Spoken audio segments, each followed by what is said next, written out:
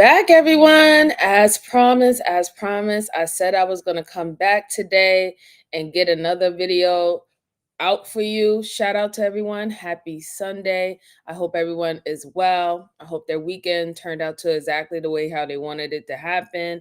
And if you coming in, make sure you're hitting the like button for me. Subscribe if you haven't already subscribed, and also share this out to anyone who likes this particular type of content.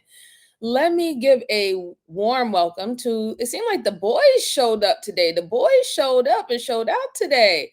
Let's see. Hey, Ricardo, how are you? It's good to see you. Good to see you. Happy Sunday. Brucey, it's so good to see you. Shout out to you. Happy Sunday to you. And let's see. King Kamikaze, welcome, and it's good to see you. Happy Sunday and happy holidays. I think I didn't see you yesterday, but it's good to see you. Too Fast and Too Furious. Hello, how are you? Happy Sunday to you. He says, what is the topic? Well, on this channel, we go over true crimes that have already been solved. We like to dissect the interrogation process, even sometimes give glimpse of police cam to see what was going on, the events, and we just dissect it with each other. Shout out to you, sir. Thank you for asking. All right, so guys, I do have 3 new cases for you. Go ahead, like I said, just hit the like button for me while you're coming in. Truly appreciate it. There's no AI here, so I don't know. We always have special human beings that come in here who say special things. But I do have these cases for you, and I'm going to pull one of them up. So the first one that I have that I think we should go over today is a killer thinks he's going to get away with it, but he realized that he was caught on the CCTV camera. And we know that even from what we discussed yesterday, we know that people, when they do things in, like a heat of passion, or even when they're trying to be strategic, they tend to forget that a lot of our society has nothing but surveillance going around, right? There's cameras all over the place. And even when you think that you're going to, you marked everything, you got everything planned out, everything timed, they're always getting caught up. So it's crazy. It's actually crazy. Let's see. Knit. Oh, thank you. Thank you very much. Mac, darling. Mac is Ruby Woo. Shout out to you. Happy Sunday. Hey, Lana, how are you? Good to see you. Happy Sunday. Happy Sunday. Oh, I'm sorry, King, you had a rough weekend, but I'm glad that you're here today, and I hope everything gets better for you. I'm so sorry that happened, okay? Let's see. Oh, and Mr. Abbasi. I don't think I look like Janet Jackson. Shout out to you. Shout out to you. Happy Sunday. All right, let me go ahead and pull up my screen and we can get this going, okay? I hope you can see it. Here we go. On May 18th, 2024, just before midnight, officers with the Grand Rapids Police Department rushed to a downtown alleyway after receiving reports that somebody had been shot. 911, where's your emergency? I just heard some gunshots and there seems to be a person on the ground. Not responding. No! My eyebrows on fleek. Thank you, though. Stop. Hey, Problem Child, how you doing? I need to move right now. That's my sister. That's my sister. Let me go. The officers began CPR, fighting to save the victim's life, but it quickly became clear that they were too late. Here's CPR medical health here. It wasn't long before EMS arrived and confirmed what the officers had feared. The victim, 15-year-old Lakeisha Williams, had succumbed to her injuries. What was TOD? 348. It is a female, Lakeisha. The police quickly secured the crime scene and immediately began their investigation. Is there casings over there? Do you guys know anything about what happened? That's my sister. That's your sister? That's my blood sister. I don't know nothing. I just got here. But if the shots came from in here, we're going to have to walk this. They were able to obtain surveillance footage from the area, and the moments leading up to the shooting were caught on camera. Right around the corner from the alleyway, 5 kids can be seen riding around on scooters at around 11:30 p.m. One of these kids was Lakeisha. Her brother, the one in the orange shirt, was leading the way as the group turned into the alley. When he reached the end of the alley, he looked to his right and saw a mysterious group walking towards him. He immediately pulled a U-turn, as if he was trying to avoid them. When the group reached the intersection, one of the members looked down the alleyway, drew a handgun from his waistband, and shot 4 times. One of those bullets struck Lakaija in the back of the head. Both groups seemed caught off guard and scattered in different directions. Since the shooter had his face covered, the police were unable to get a positive ID. So, when Detective Brandon Romero was put on the case, his main objective was to hunt down the witnesses who were at the scene, and hopefully they could identify the shooter. In the meantime, the dispatcher shared a general description of the shooter to all units. Suspect information is a black male with a hoodie, black and white sweatpants, and dreads. That's all we have at this point. Word quickly spread throughout the community of Lakaija's death, and her friends and family began showing up at the scene, looking for answers as to who did this. I got her. Since the police didn't have much information at this point, they asked Lakaija's family to visit the station the next morning. I can tell you guys personally that we have a really good start on this case. Okay. Did you guys get the video from the cinema? Yes. Yeah, we got video and we've watched. I mean, there's a guy right now actively. We're pulling cameras after camera throughout the city. The only unfortunate thing is we can't positively identify. So before we actually go on, it seems that it was a bunch of group of kids, teenagers. They went to the cinema and something happened at the cinema. It could be the stupidest thing, but they had some tension. And when they left the cinema, one group was going around the corner. The other one proceeded to follow them. He knew exactly what he was doing. That's why his face was completely covered. So he had somewhat idea about there being cameras in that space, right? It's very smart for the police now to go focus on the ones who weren't covering their face and see if they're going to able to identify them or give up who it is, right? But it's really sad. It's unfortunate that, again, even a young girl, I don't even think she was involved with it. She just went with her brother and her friends to go to the movies, and now her life is gone. But this is what's happening with our youth today, apparently. Hi, Felix. How are you? Happy Sunday. Happy Sunday. Yeah, Jason, happy Sunday. I don't understand why they have this much anger in them that they just want to automatically go to just taking one's life. It's really crazy right now. It's really, really crazy. Let's see. Peyton said illegal that kid must go to jail. It's wrong what he did, and he definitely should go to jail. That's what he should definitely go to jail. I mean, hey, Black Beauty, how are you? Happy Sunday. Happy Sunday. All right, so let's see what they're telling the parents of the victim. The shooter's face. If they ain't gonna talk, Well, there ain't nothing we can do. we understand that there's going to be juvenile, young little kids that ain't going to want to talk to us as this moves forward. But at the end of the day, we'll get there. Okay. Trust me, we'll get there. The family had important information to share with the detectives. They had reason to believe that Lakaija wasn't the intended target of the shooting. Instead, it was more likely that one of Lakaija's friends had angered a local gang member after a fight that had recently taken place. Unfortunately, they had no idea who was involved in the fight. Do you have any idea when this fight was? That was a couple weeks ago. It was a couple weeks ago? Although this information was useful, the detectives explained that speculation alone wasn't going to bring justice to Lakaija's killer. Biggest and most important thing out of this whole thing is we have to work backwards, identify the people that she's with. Hey, You gotta be baby able to darling, push it's up. good to see Great you. Happy gamble. Sunday. You guys Happy pass on Sunday, sir. information, but that's called hearsay from the court's eyes. You can't go up on the stand and testify to that. Right. We have to hear it from the people that actually saw it. So moving forward, if anything else comes up, names, please just call us. Or if you're able to talk to any of them that you know are there now for sure, and they're willing to talk to us, because at the end of the day, we got to piece this together. She was gonna be somebody. She was gonna go to the NBA. There's not a shadow of a doubt in my mind. I don't care what she had going on. What happened did not happen. Yeah. I just want justice. At least I know that y'all are trying to figure out what's going on. Trust me, we're doing it. I'm going on about 12 hours of sleep the last 3 days. So believe me, it's a priority. There's a lot of work being put into it. Detective Romero young spent the man, next say 48 hello, how are hours you? organizing all of the security footage gathered from around the city, and he managed to follow the shooter's yeah, they movements definitely know throughout each the other, night of the definitely. murder.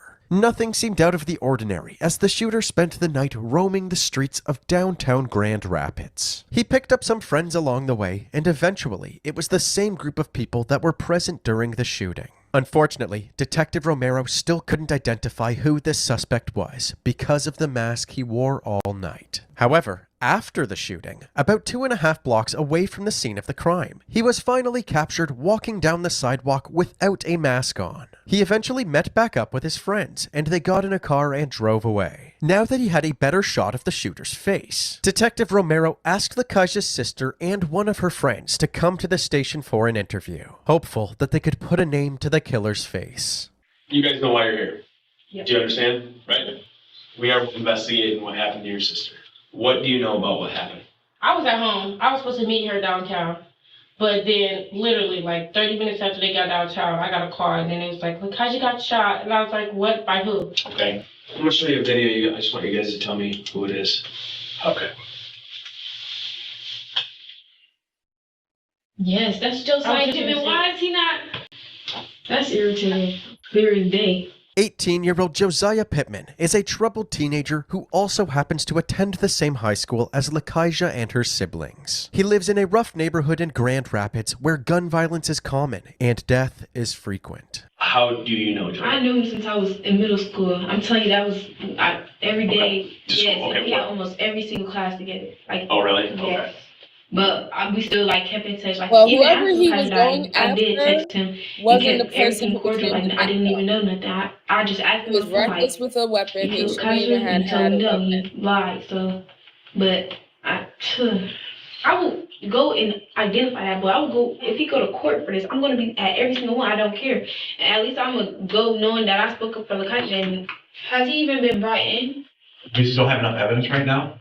Even though this was a step in the right direction, they couldn't arrest Josiah until a witness that was actually at the crime scene could confirm that he was the shooter. The problem was that none of the witnesses were coming forward. So, on July 1st, 2024, the Grand Rapids Police Department released this surveillance footage on their social media. In the footage, Josiah's 5 friends can be seen, 4 males and 1 female. They appeared to be high school kids, possibly in their late teens. The same day they shared this clip, Police Chief Eric Winstrom held a press conference urging the community to help identify the people in the video. When we lose a 15-year-old to gun violence in downtown Grand Rapids, that falls on the whole city. We have video evidence which shows that these 5 individuals were absolutely within feet of the murderer, saw what happened, saw who pulled the trigger, and they saw Lakaja get killed.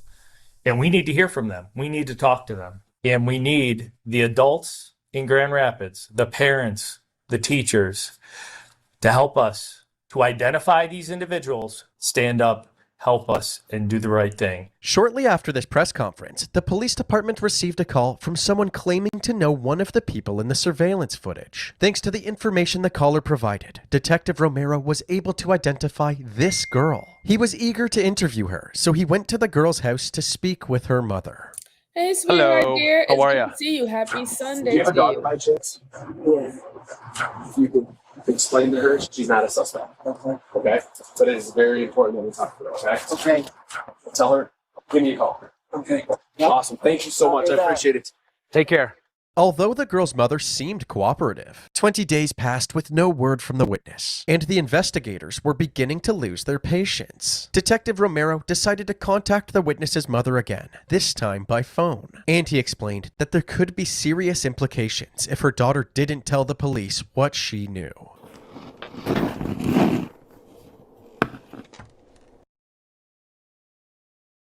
Okay, so before we go on, I know a lot of you are asking, well, why are they doing all this extra steps? They was able to get a clear picture of him without the mask on. They got a confirmation from the victim's sister who that guy is because they knew him since middle school, and he's known for being participating in gang violence in that area. So with all that evidence, I know you're wondering, well, why haven't the guys just go and grab him and book him? Why are they doing this extra step? Why are they trying to get a confirmation from the group of teens that he's with? it's because they're trying to make sure to seal the deal, right? These are teenagers. There's going to be more than, I say maybe at least 20 teenagers that could possibly have that jacket. Necessary, they just want to make sure that there's no loopholes. So if you have a group of teens that was with them, they can also find out whether if this was premeditated, whether this started within the movie theaters, a commotion, or does this actually have something to do with the fight that broke out about 2 weeks ago?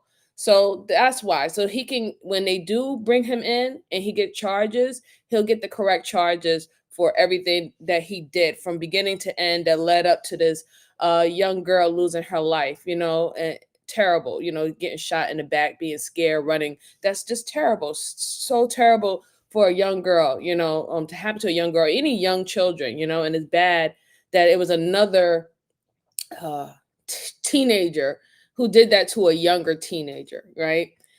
But let's see, who else is here? Hi, Hope. How are you? Happy Sunday. Happy Sunday.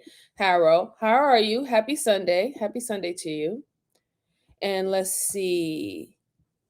Young boy, hey, how are you? Happy Sunday to you. We're just going over a particular case about a young 15-year-old girl was shot in the back in Grand Rapids, and apparently it was another teen who did it. Yes, that's exactly what happened. It was another teen who did it, and at first they didn't know who it was because the teen had a mask on, so they couldn't tell through the cameras, but he eventually took his mask off around the corner. And now they're just trying to make sure to seal the deal. That's what they're trying to do. They're just making sure that they're covering all their tracks with this situation. So it's really, really serious for them to get one of his friends to admit, you know what I'm saying? To admit that, yes, that was him, this particular guy, that was him, and he pulled the trigger, and we knew that he was going to go do that. That's what they wanted. Let's go on.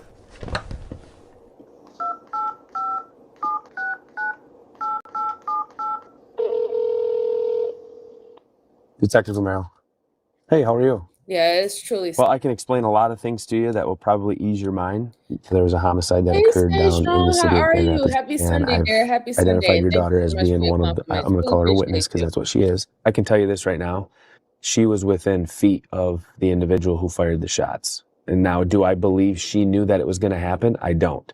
And that's just based on body language, but she was with the suspect. She just needs to understand that I am investigating a violent crime. If you lie during a violent crime investigation, you can be charged with it. Okay. You're welcome. Bye-bye. The wheels were now in motion, and it seemed like a witness interview was finally going to happen. But before the interview could take place, somebody called the police department reporting a stolen vehicle, a seemingly unrelated incident. It didn't take long for the officers patrolling the streets to track it down. They pulled the vehicle over, and as they approached it, two people hopped out and booked it. They're bailing. Rosemary and Evergreen. Hey, stop! Please, stop! The two suspects were surrounded, so they began cutting through random properties and hopping fences. Stop! Two northbound. Two backyards. The officers were right on their heels. Eventually, they were able to catch up to one of the perpetrators and tackle him to the ground. We're gonna take him on the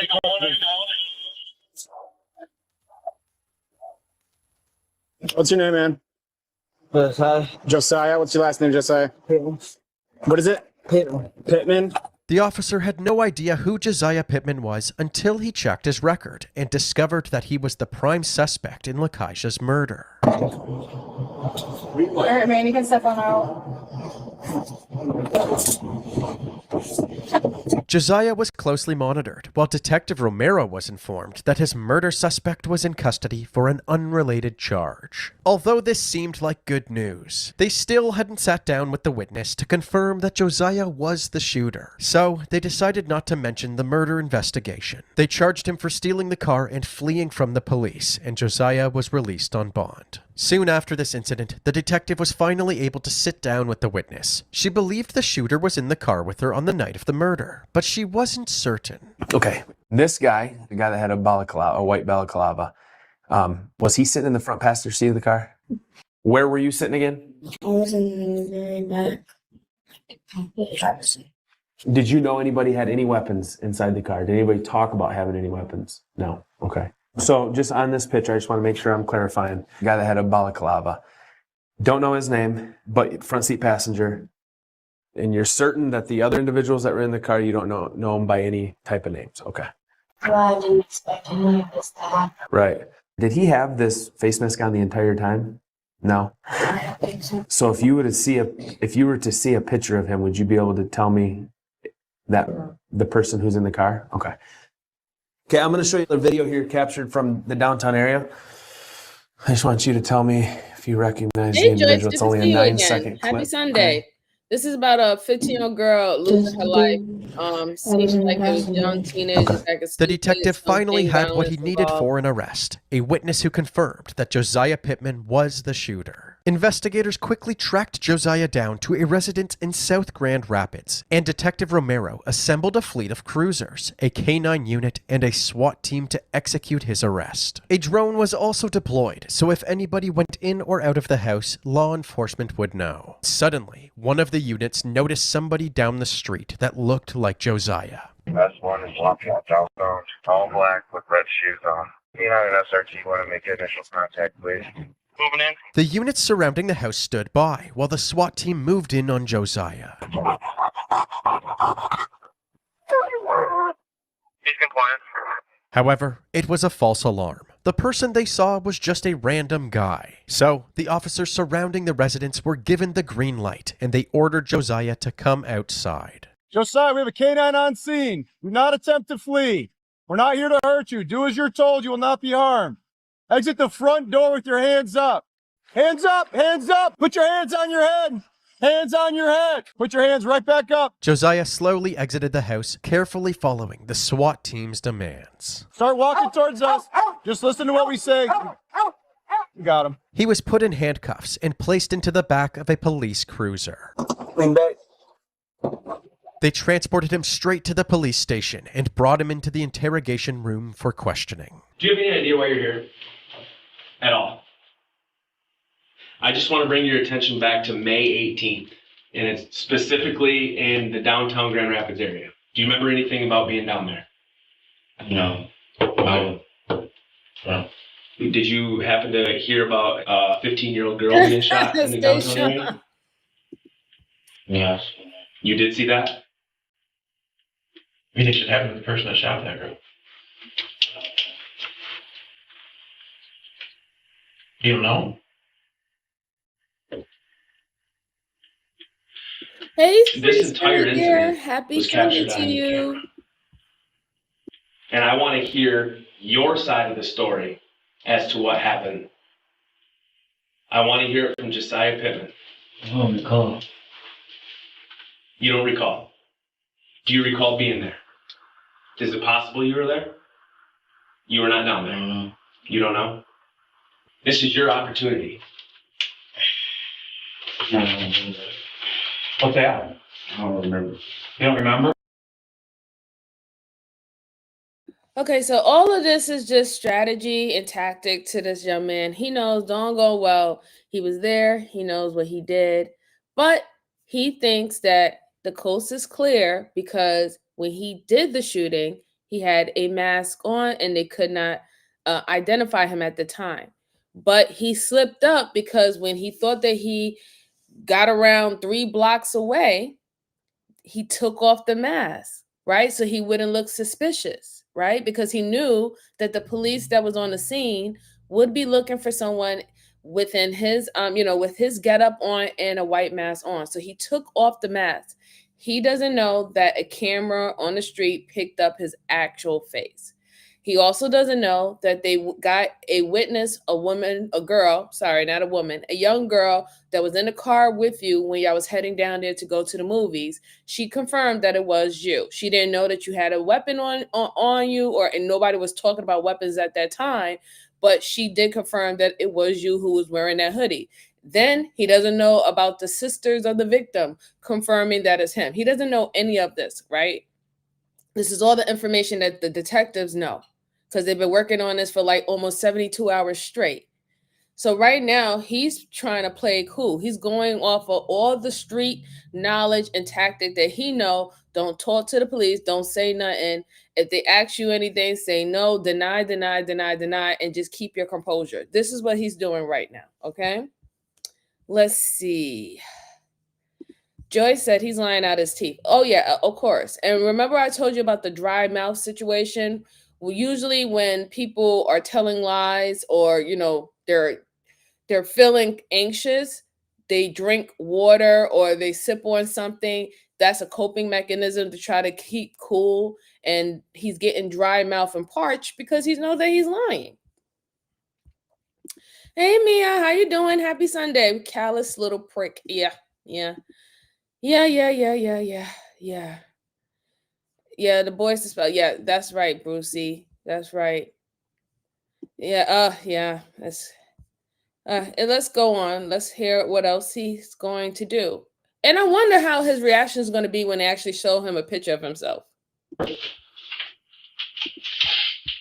Detective Romero's emotions were already running high, with Lakaija's killer sitting right in front of him. And Josiah playing dumb was only making things worse. But the detective kept his cool and decided to confront him with screenshots of the surveillance footage. I'm going to show you a picture. Who's that?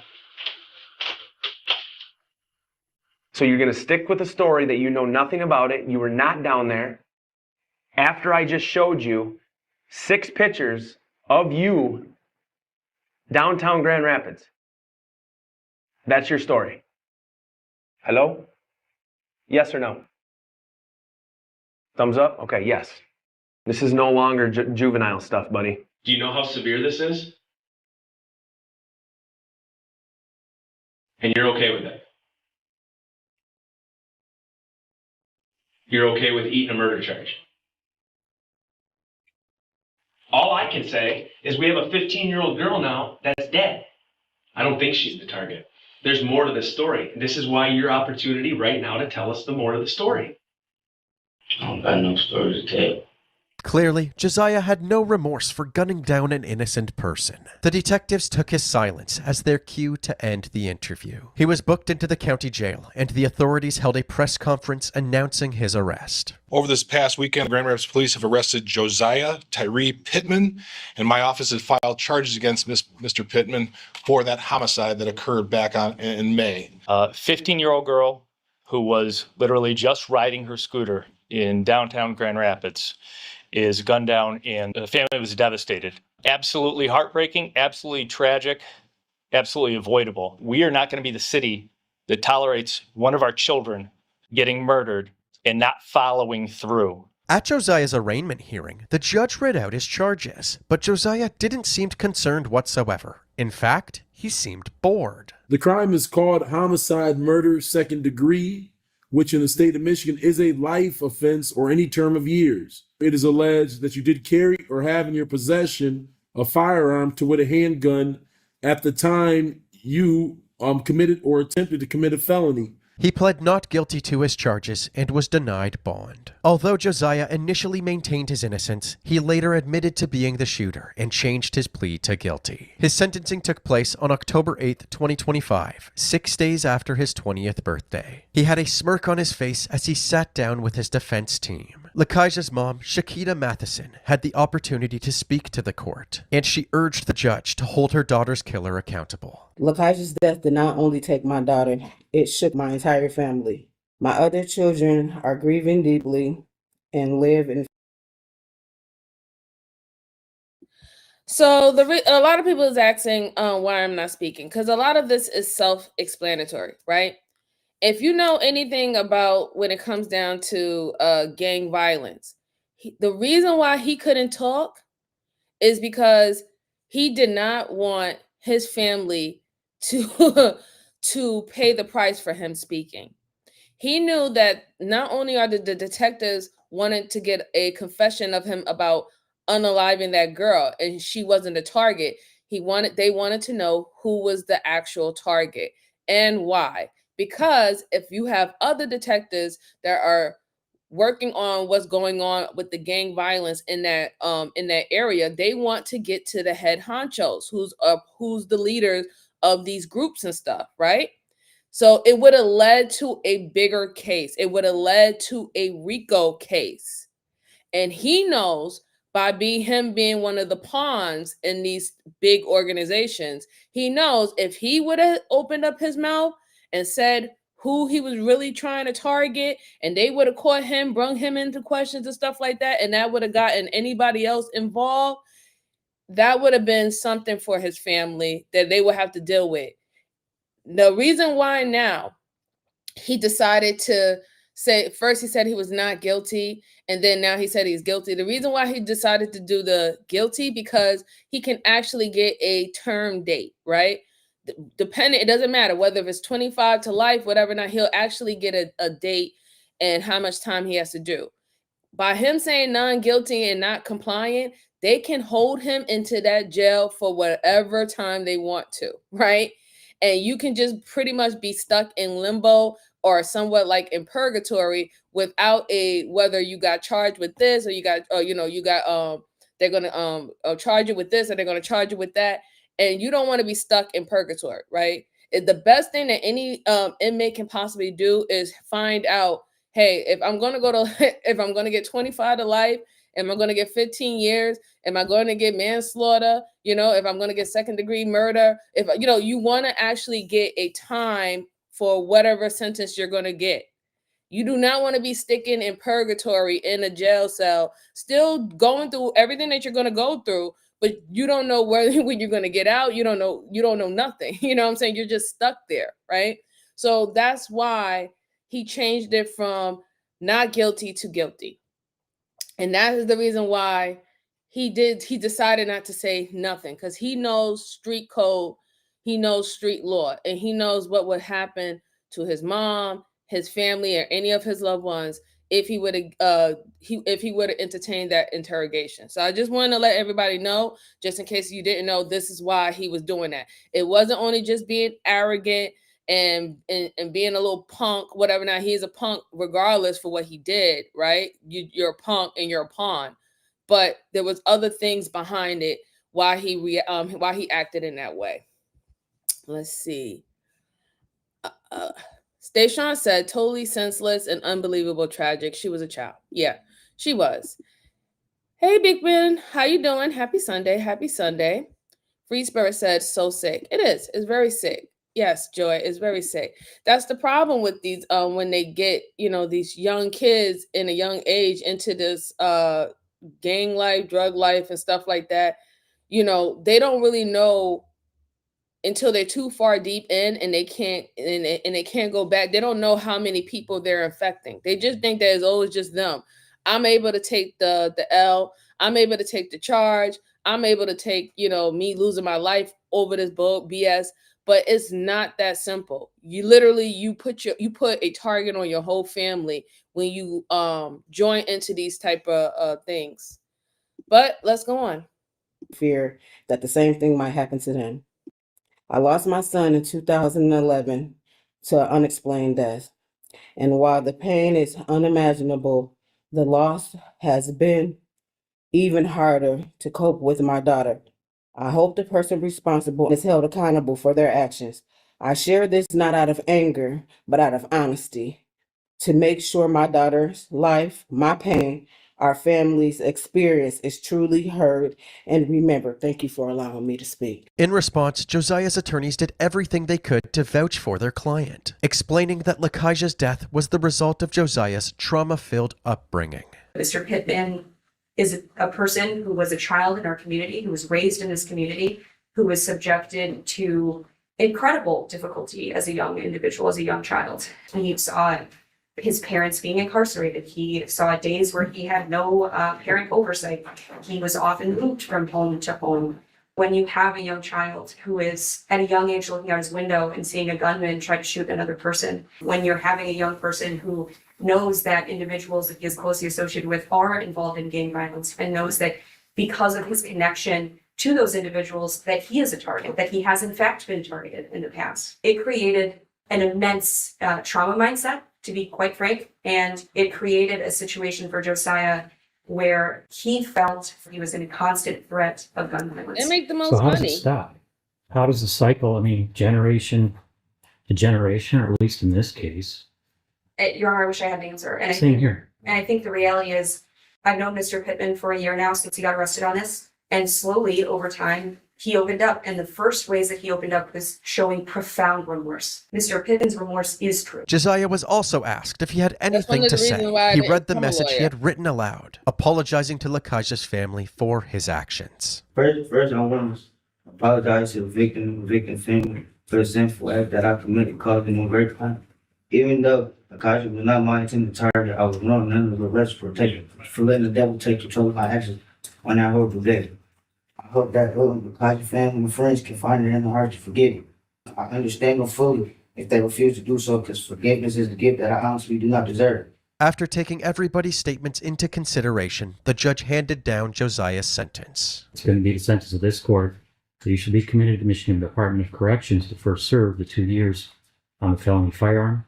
Consecutive to that charge, you will serve a minimum of 300 months to a maximum of 600 months in the Michigan Department of Corrections for the second-degree murder. Josiah Tyree Pittman was sentenced to a minimum of 27 years and a maximum of 52 years in prison. For some reason, Josiah couldn't help but smile and laugh to himself for the rest of the hearing, a reaction that made his heartfelt apology feel much less sincere. He was taken to the Charles Eagler Reception and Guidance Center, where he currently resides. His earliest release date is in the year 2051, while his maximum discharge date is in the year 2076. Things will never be the same for Lakaja's family, but although her death has caused them indescribable pain, they continue to celebrate her life every day, reminding others of the special person she was. Lakaja Williams' photo printed on a shirt her sister, Limia Foster, wears. My baby.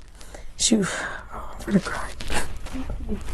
I'm gonna cry, I'm sorry. Memories are all that's left of her little sister. My favorite memory with her is when I showed her my birth video. And she just started gagging, like just gagging. But she came to the hospital with my baby. She would not hold my baby because she was like, it's too small, it's too small. It's like almost not believable. You don't really believe it until you actually see the person, and it still is just like, it feel like she gonna walk through the door anytime. Lamia Foster says her sister loved basketball, all things fashion and a good joke. She was goofy. That's what you could describe her as. She laughed at everything. She was a happy person, the happiest person I know. She made even the darkest times good.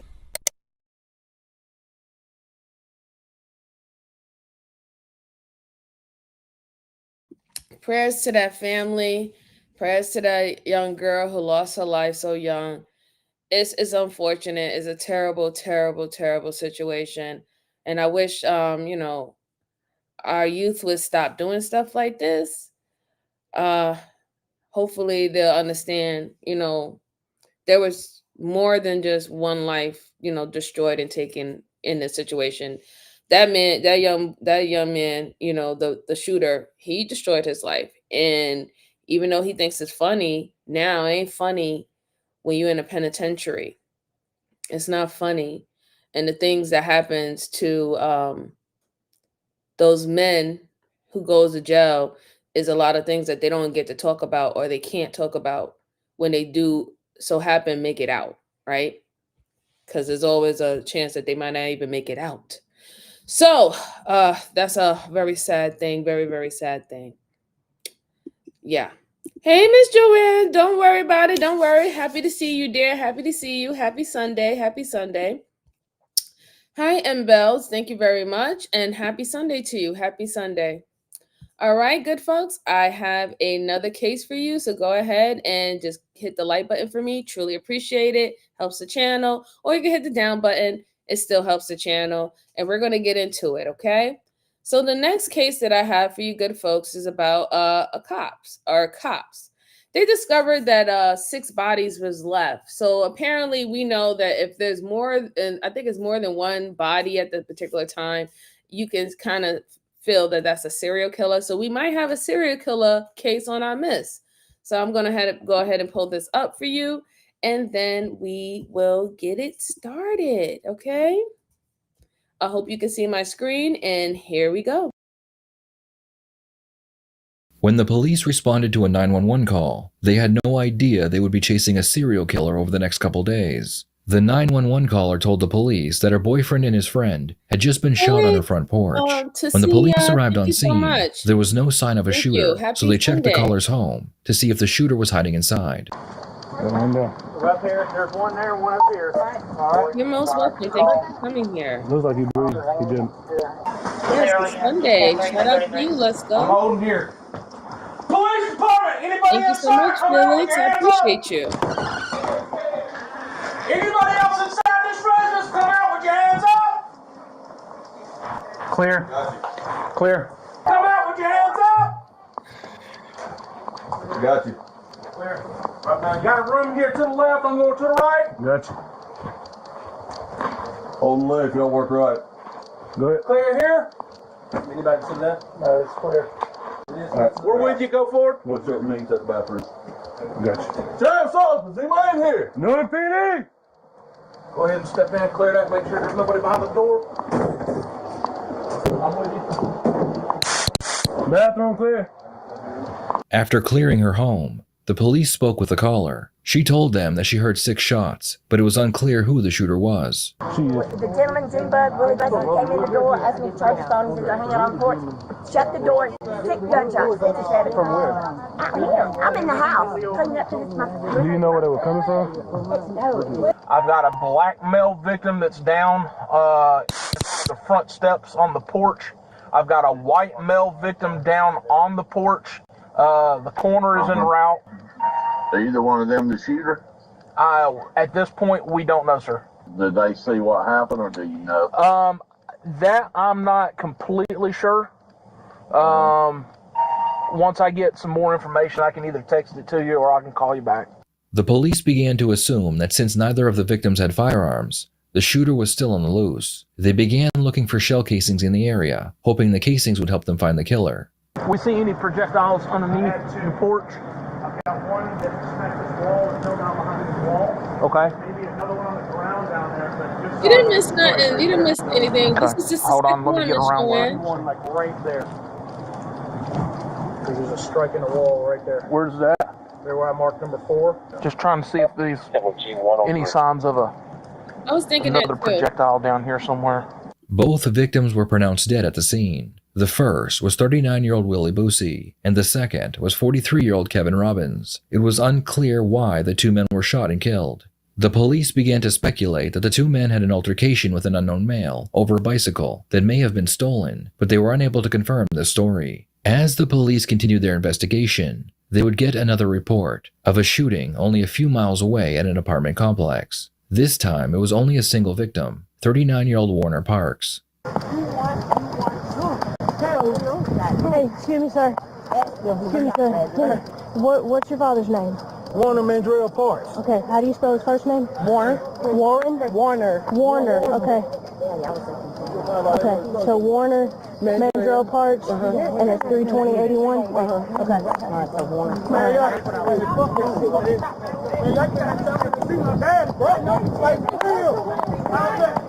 What's going on in there? What's going on, man? Like, nigga. They working on it. Man, I'm my daddy, but he don't do shit. Nobody do shit. Oh my God, man. Hey, man, you talk. Hey, you remember me? Witnesses told the police. So far, it all started in a trailer park situation. They said it could have been over a bike. You know, they wanted to sell a bike, and I guess the person didn't want to pay that type of price. He unalived 2 men. Now we're going to find out why was this other person, this third victim, who wasn't even that far away, maybe like an hour away or 45 minutes away from the trailer park community, why did he get shot? Was you trying to steal his vehicle? That's what I'm trying to find out. Like, was he just shot just because he was trying to use his vehicle as a getaway vehicle?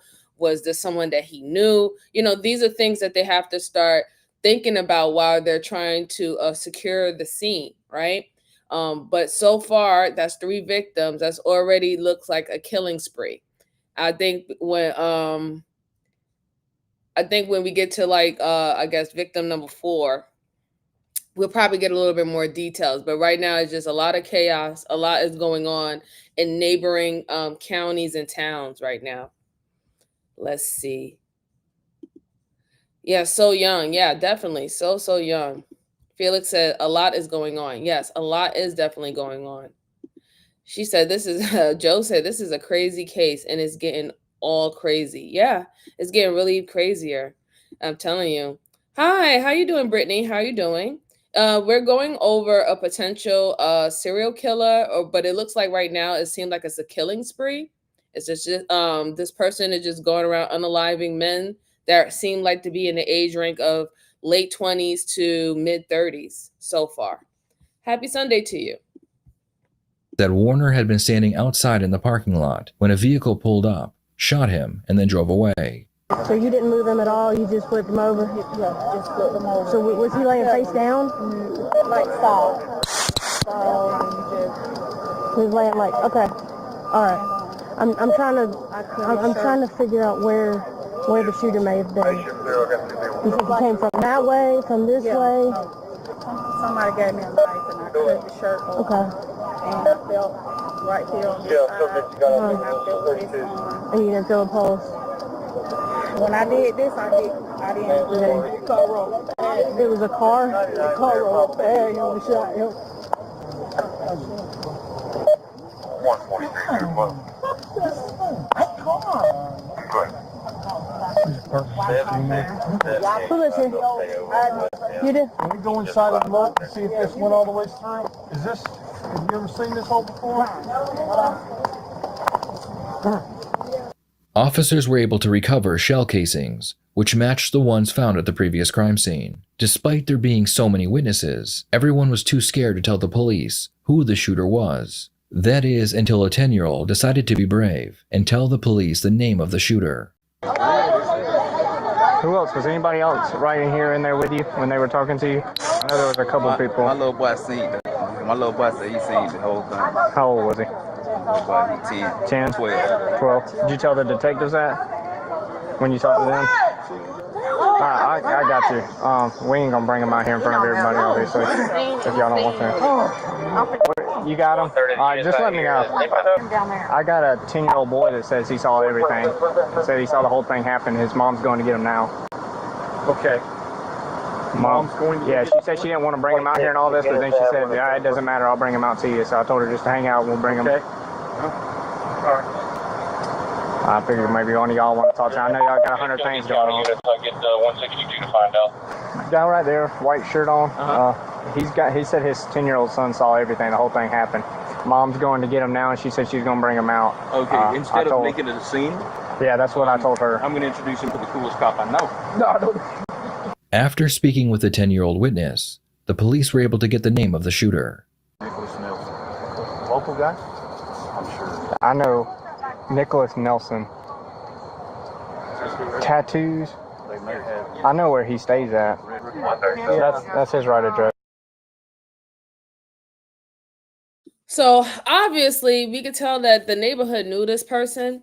If the 10-year-old, and shout out to the 10-year-old for being a brave little soldier. Shout out to you, young man. Shout out to you. Being able to be the only one to stand up and tell them who exactly who did that, who ran up on this man and shot him in his car. The neighborhood, they know who it is, but they're not saying anything because they're afraid that this guy would come back with revenges if they mention his name. But the 10-year-old boy, he's not afraid. He's going to tell, what he saw. And it's sad because, even though his information is crucial to this case, it's really sad when we have our children have to participate in these situations, right? And we can no longer keep them as innocent as possible, It's really sad if you really think about it. Poor kids having to witness this stuff. Yeah, I agree.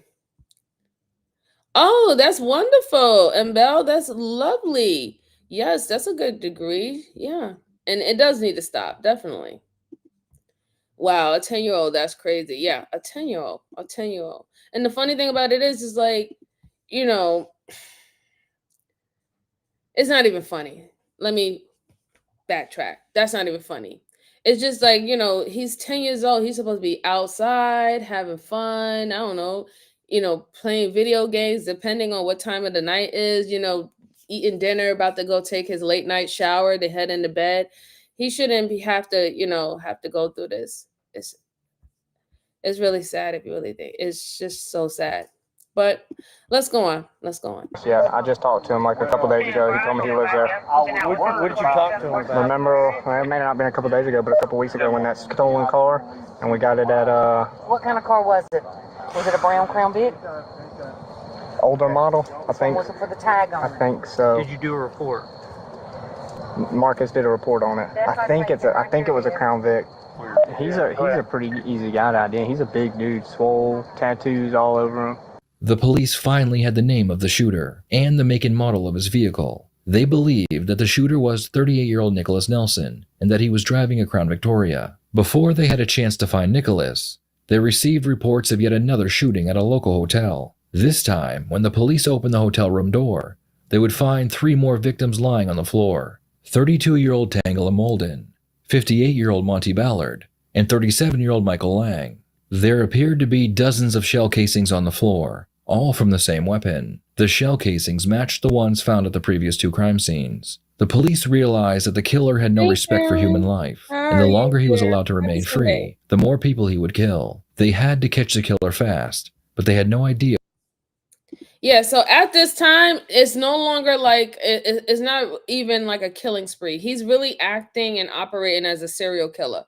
The people that he's unaliving is random. He doesn't care if he has to do it with more than 2 people, 3 people, or 1 person. He doesn't care if he's just running up in somebody's house, running up into somebody's vehicle when they're entering to go into their house, or even acting like he wants to hang with them in the house. Because my thing is, I'm wondering, do he know all these people? But I don't think he knows all these individuals so far that has been his victim.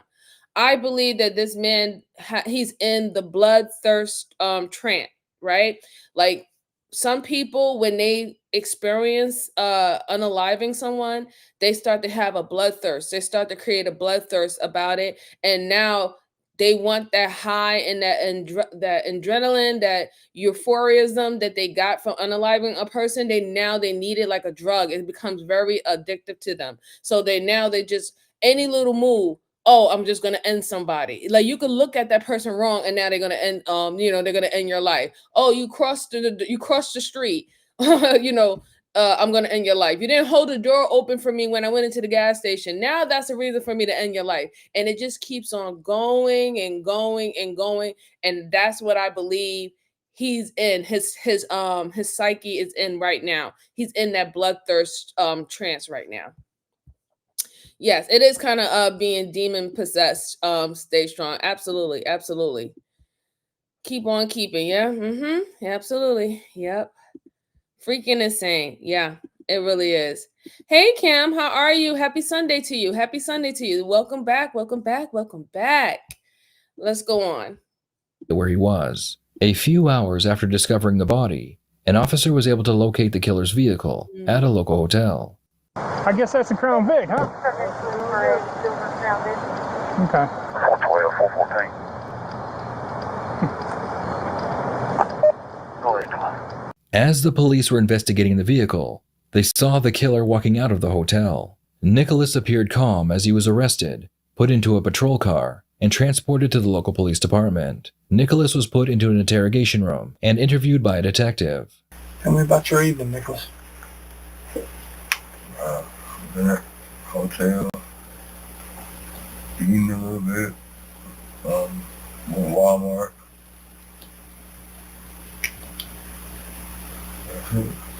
Which hotel you been at?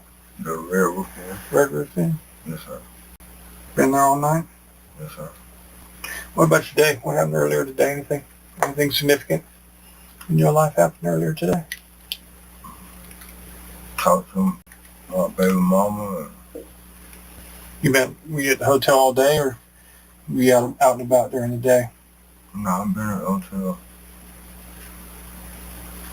You've been at the hotel all day and night? Yes, sir. What kind of car you driving, Nicholas? Crown Victoria.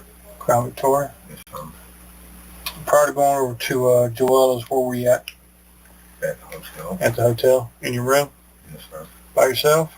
Yes, sir. Nobody, I don't really have any friends. So you were at the hotel all day today? Yes, sir. Been in the hotel all evening, everyone walking over to Joella's? Yes, sir. You let anybody borrow your car? No, sir. My car don't, like, you can just crank my car. I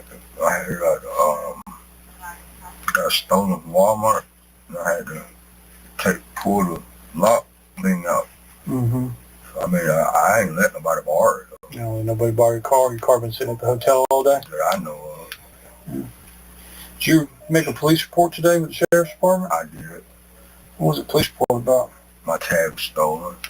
Nicholas claims that in the middle of his killing spree, he noticed someone had stolen his plates, so he called the police to file a report. It's obvious that he was just trying to cover his tracks, in case someone was able to identify his plate number at the crime scene. When officers got to the hotel, your car was still warm to touch, like it had been driven. Why would that be? I don't know. I mean, it's an old car. I don't know. So you say nobody borrows your car. You ain't been nowhere. So as you can see, you know he's lying. We all know he's lying. He's in a defensive posture. He has his arms crossed, so he's not being forthcoming.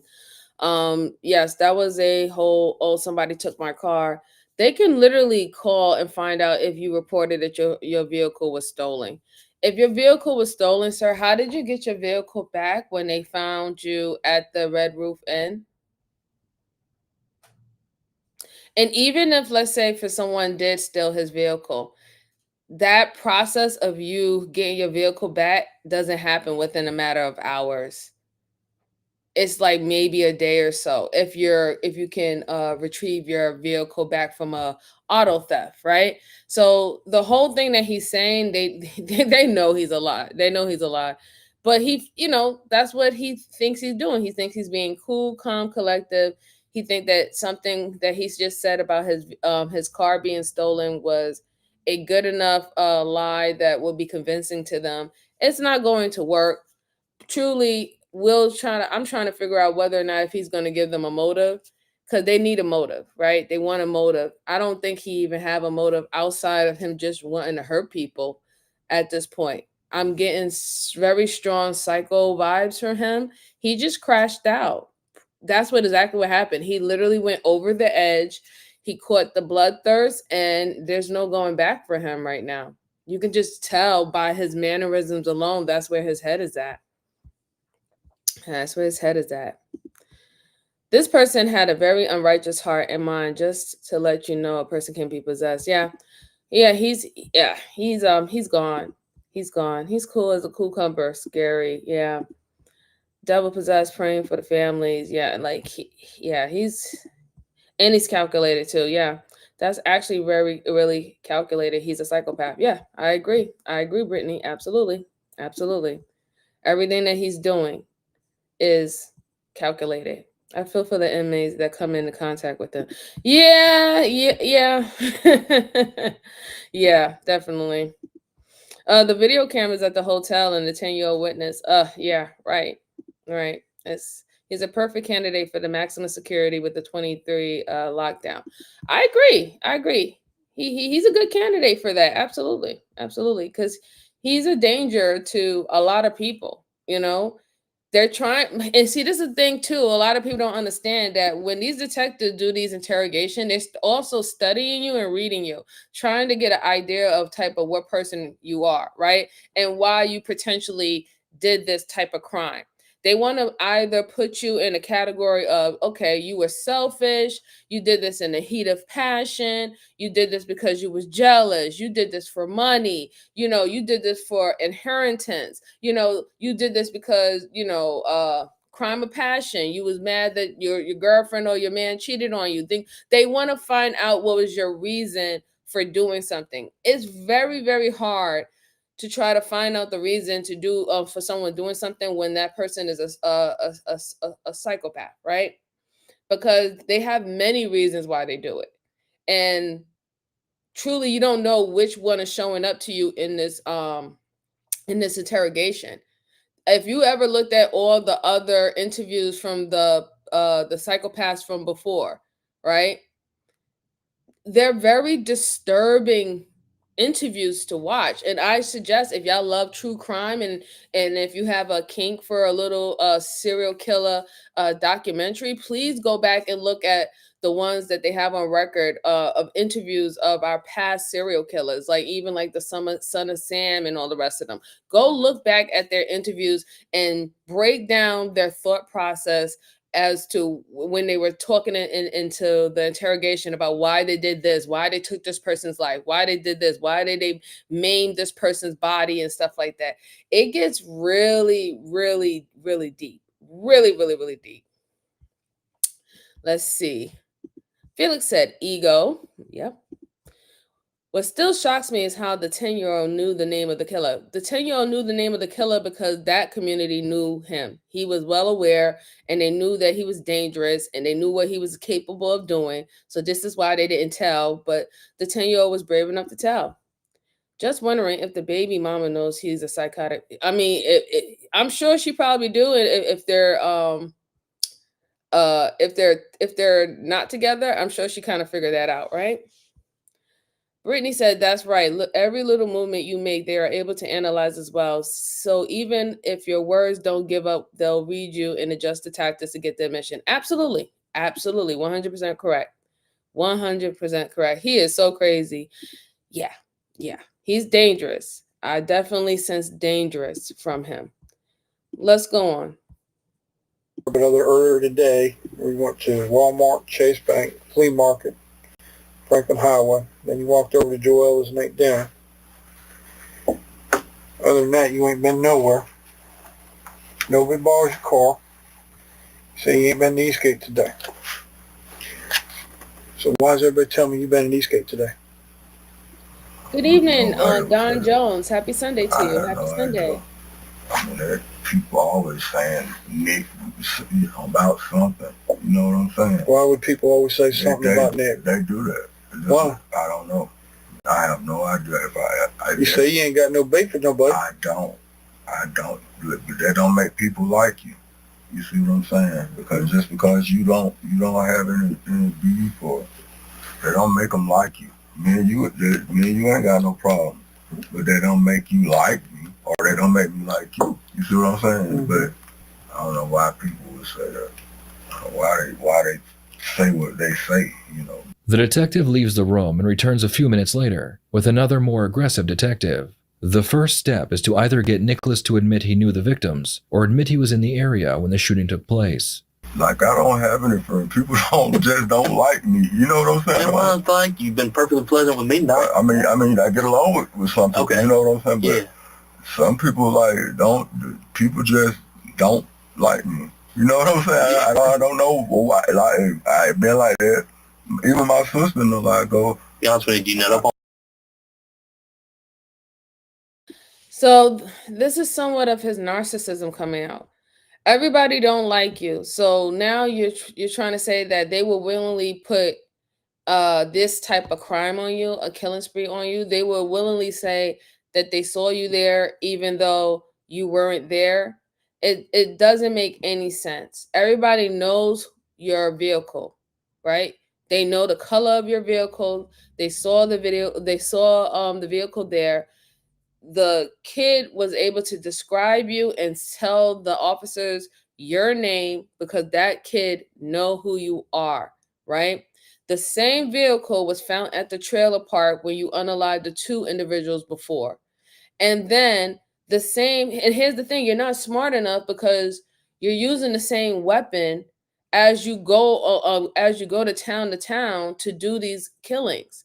The same casings are being found in different locations. And once they find the weapon, they're going to get your prints off of it. But you already have eyewitnesses. So it's like you're trying to go against eyewitnesses that confirm that is you. People who knows your vehicle that can confirm that that's your vehicle and that's what you drive in, and they see you only in that vehicle. Then on top of that, The cameras. There's cameras around. I'm sure they pulling that information too. Like, but that's what a narcissist would do. He's the victim. Everybody's lying on me. I'm not doing anything. I didn't do anything wrong. Everybody's lying on me. Yes, they have something against me. Sir, let's go on. Let's go on. It's sometimes it just gets really annoying. See how he's nodding as he's saying I don't? Yes, I peeped that. I peeped that, Brittany. Thank you, Brucey. I truly appreciate it. Truly appreciate it. Yes, please go ahead and hit the likes for me. Truly appreciate you guys. As always, it definitely helps the channel, and and it gets us in the algorithm. Welcome, Alex. If I don't see you right now, but welcome, Alex. I appreciate you. Yes, please show love. I appreciate it. Share, like, and subscribe. All right, let's go on. Let's hear him try to make himself a victim. On people quick. I will. Okay. You know what I'm saying? But you know that ain't. I just match energy. I got you know what I'm saying? Somebody help me out with this. Why is everybody telling us you've been in Eastgate tonight? I have no idea. And why would everybody have your name on their mouths? They've been like that for years. Everything, everybody,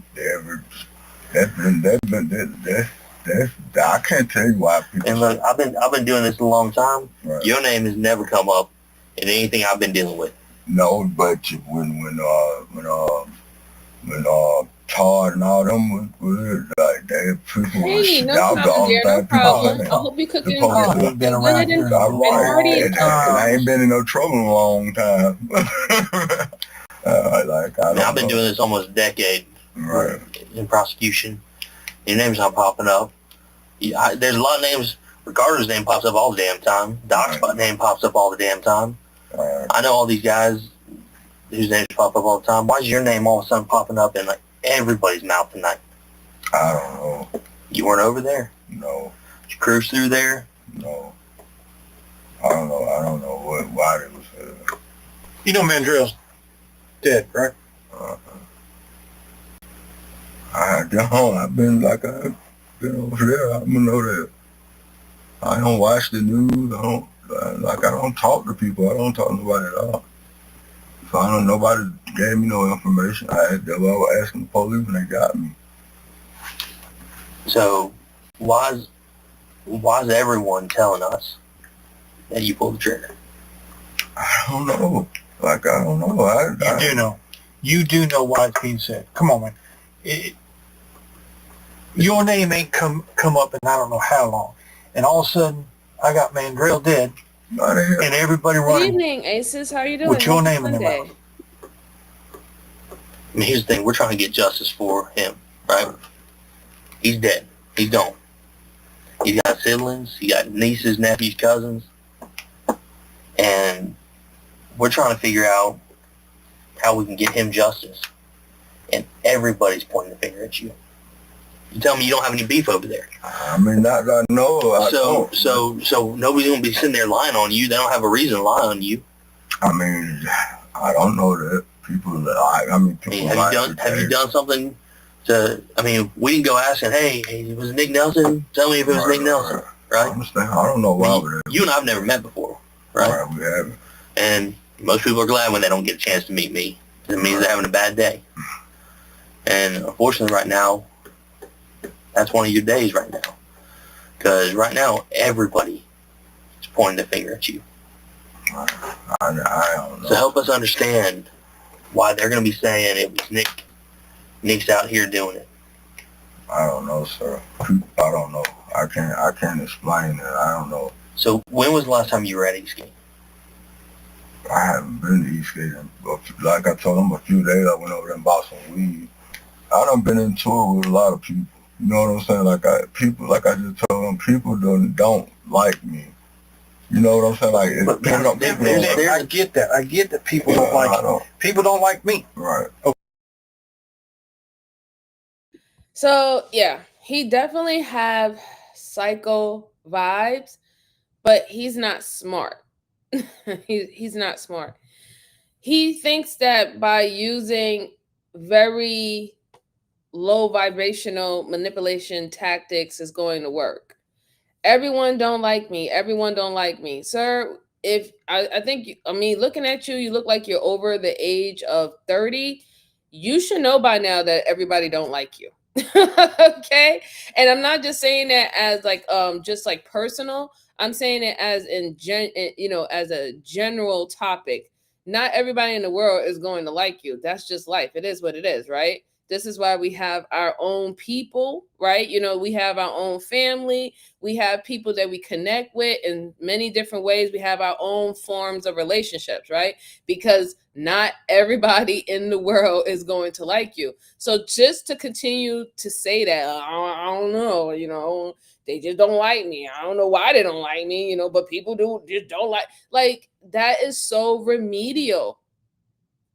Like, and you're really aggravating the detectives right now because they know what you're doing and you're trying to be aloof, like you can't explain anything else.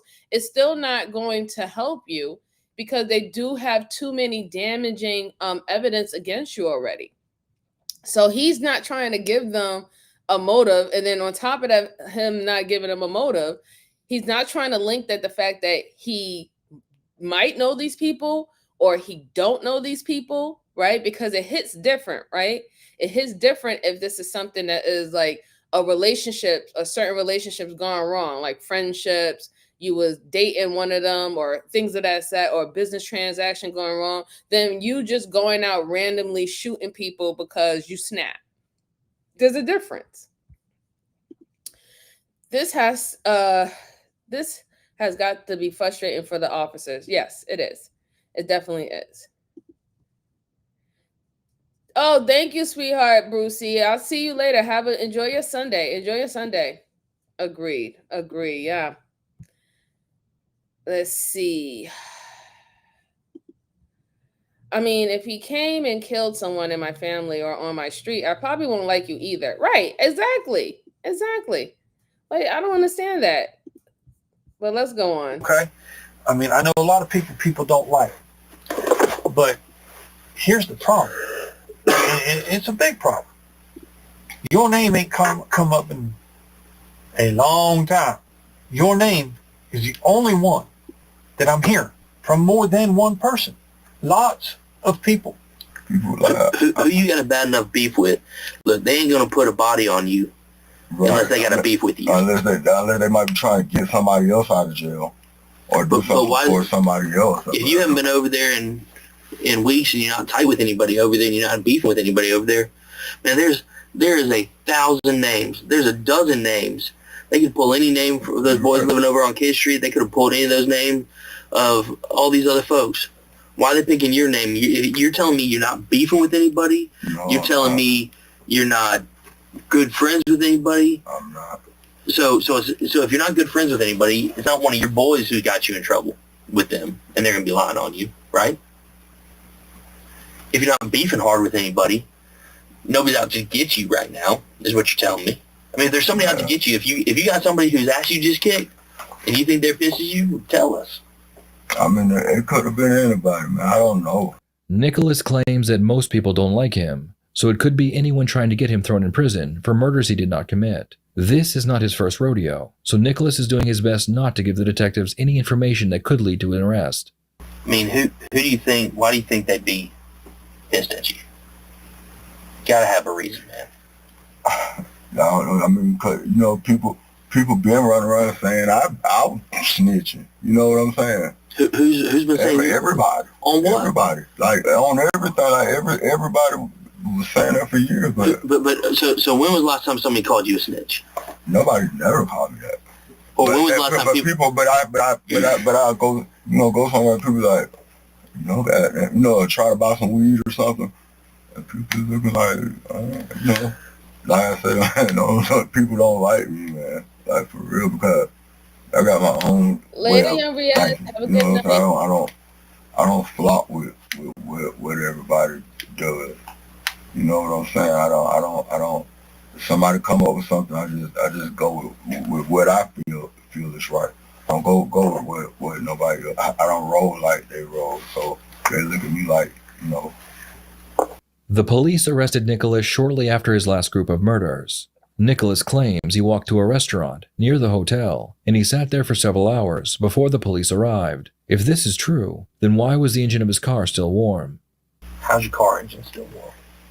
Car engines don't stay warm that long. Listen, I mean, I don't care how bust-ass a car you got, it ain't gonna stay that I warm. understand what you're saying, but I can't explain why this or that, but sometimes, like, I'm gonna say something. Did you keep a Joella's receipt? Like, I didn't get a receipt, but they'll tell you I was there. Did you pay with cash or card? With cash. Yeah, I did with cash. So your car ain't gonna be warm. Everybody's saying you're rolling over there. They said they saw you. They said they saw. Yeah, he's kind of annoying me because I really can't understand what he's saying at all. I really can't. But what I have been picking up is that he's trying to still say that he didn't do it. That he went and drove to some diner and sat down and ate for a couple of hours, but then his car engine was still warm, I guess, when they checked it. Then he's trying to say that, well, I know if you was to go speak to one of the waiters at the diner that I was at, they will tell you that I was there. Right, but you could have been there like maybe early in the morning, right? You could have went and got something to eat for breakfast early in the morning. These shootings, this killing spree didn't happen in the afternoon until the afternoon. It didn't happen early in the morning. It happened in the afternoon going into the evening. And then if you saying that you pay cash, okay, you still got a receipt, right? Where's the receipt at? He's just trying any little thing to fit it in that will make it seem plausible that it wasn't him. But like I said, the most damaging thing is the fact that his vehicle was seen in multiple areas where these shootings took place. Then on top of that, the casings are the same. So that means whoever did the shooting had the same gun. Let's see. Everybody and everything, man, folks are sick of you. Yeah, you don't care about people, what they think. Yeah. I agree. Hey, TMKC, how are you? Happy Sunday to you. Happy Sunday. Tripping. Yeah. Mm-hmm. Let's see. Thank you very much. All right, let's go on. Your Crown Vic, and your car stands out, right? There ain't many 94 Crown Vics rolling around town. Brown, man. I mean, man, I ain't been over there with no mandrill or none of that. So if we pull city cameras and stuff, we're not gonna see you driving over there. You sure? I ain't been over there doing nothing of that, man. I don't get why everybody's dropping your name if you haven't been driving anywhere. All right, that's what people do, but I haven't. No, that's not what people do. That's what they do. No. They've been doing it like that. I can't agree with you on that. But they beefing with you. People just don't like me, bro. Man, there's a difference between not liking you. There's a difference between not liking you and putting a body on you, man. Come on, you know that. Look, you've been pissed at people, right? Jail just off and people calling you a snitch, saying you've talked to people. Drew, what's up? Happy Sunday to you. Would you ever put a body on somebody unless you had a bad beef with them?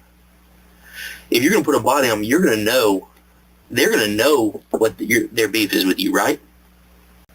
Yeah, but sometimes like.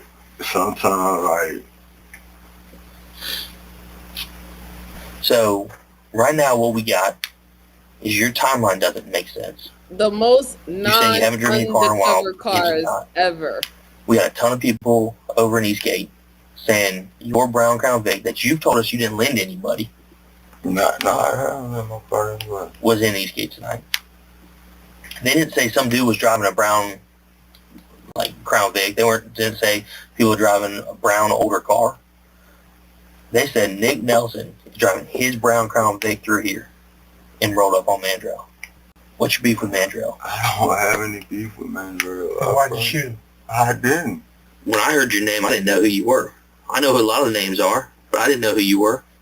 Right. So what would you think if you were Sergeant Condon or me, and we roll over there, and everybody says, dark color brown Crown Vic, Nick Nelson. Nick Nelson. The detective will now tell Nicholas that they have him on camera, in his vehicle, leaving the scene of the crime, shortly after his second shooting. If we pull the city cameras, we're not going to see you, not going to see your car, right? Because you didn't loan the car to anybody. And you're not going to lie to me today, right? He's been lying this whole time. I got a question for you. Why were you in Eastgate at 1725 right when the shooting happened? We got it on video, man. We got you hauling ass down the street, burning the stop sign, coming out on MLK.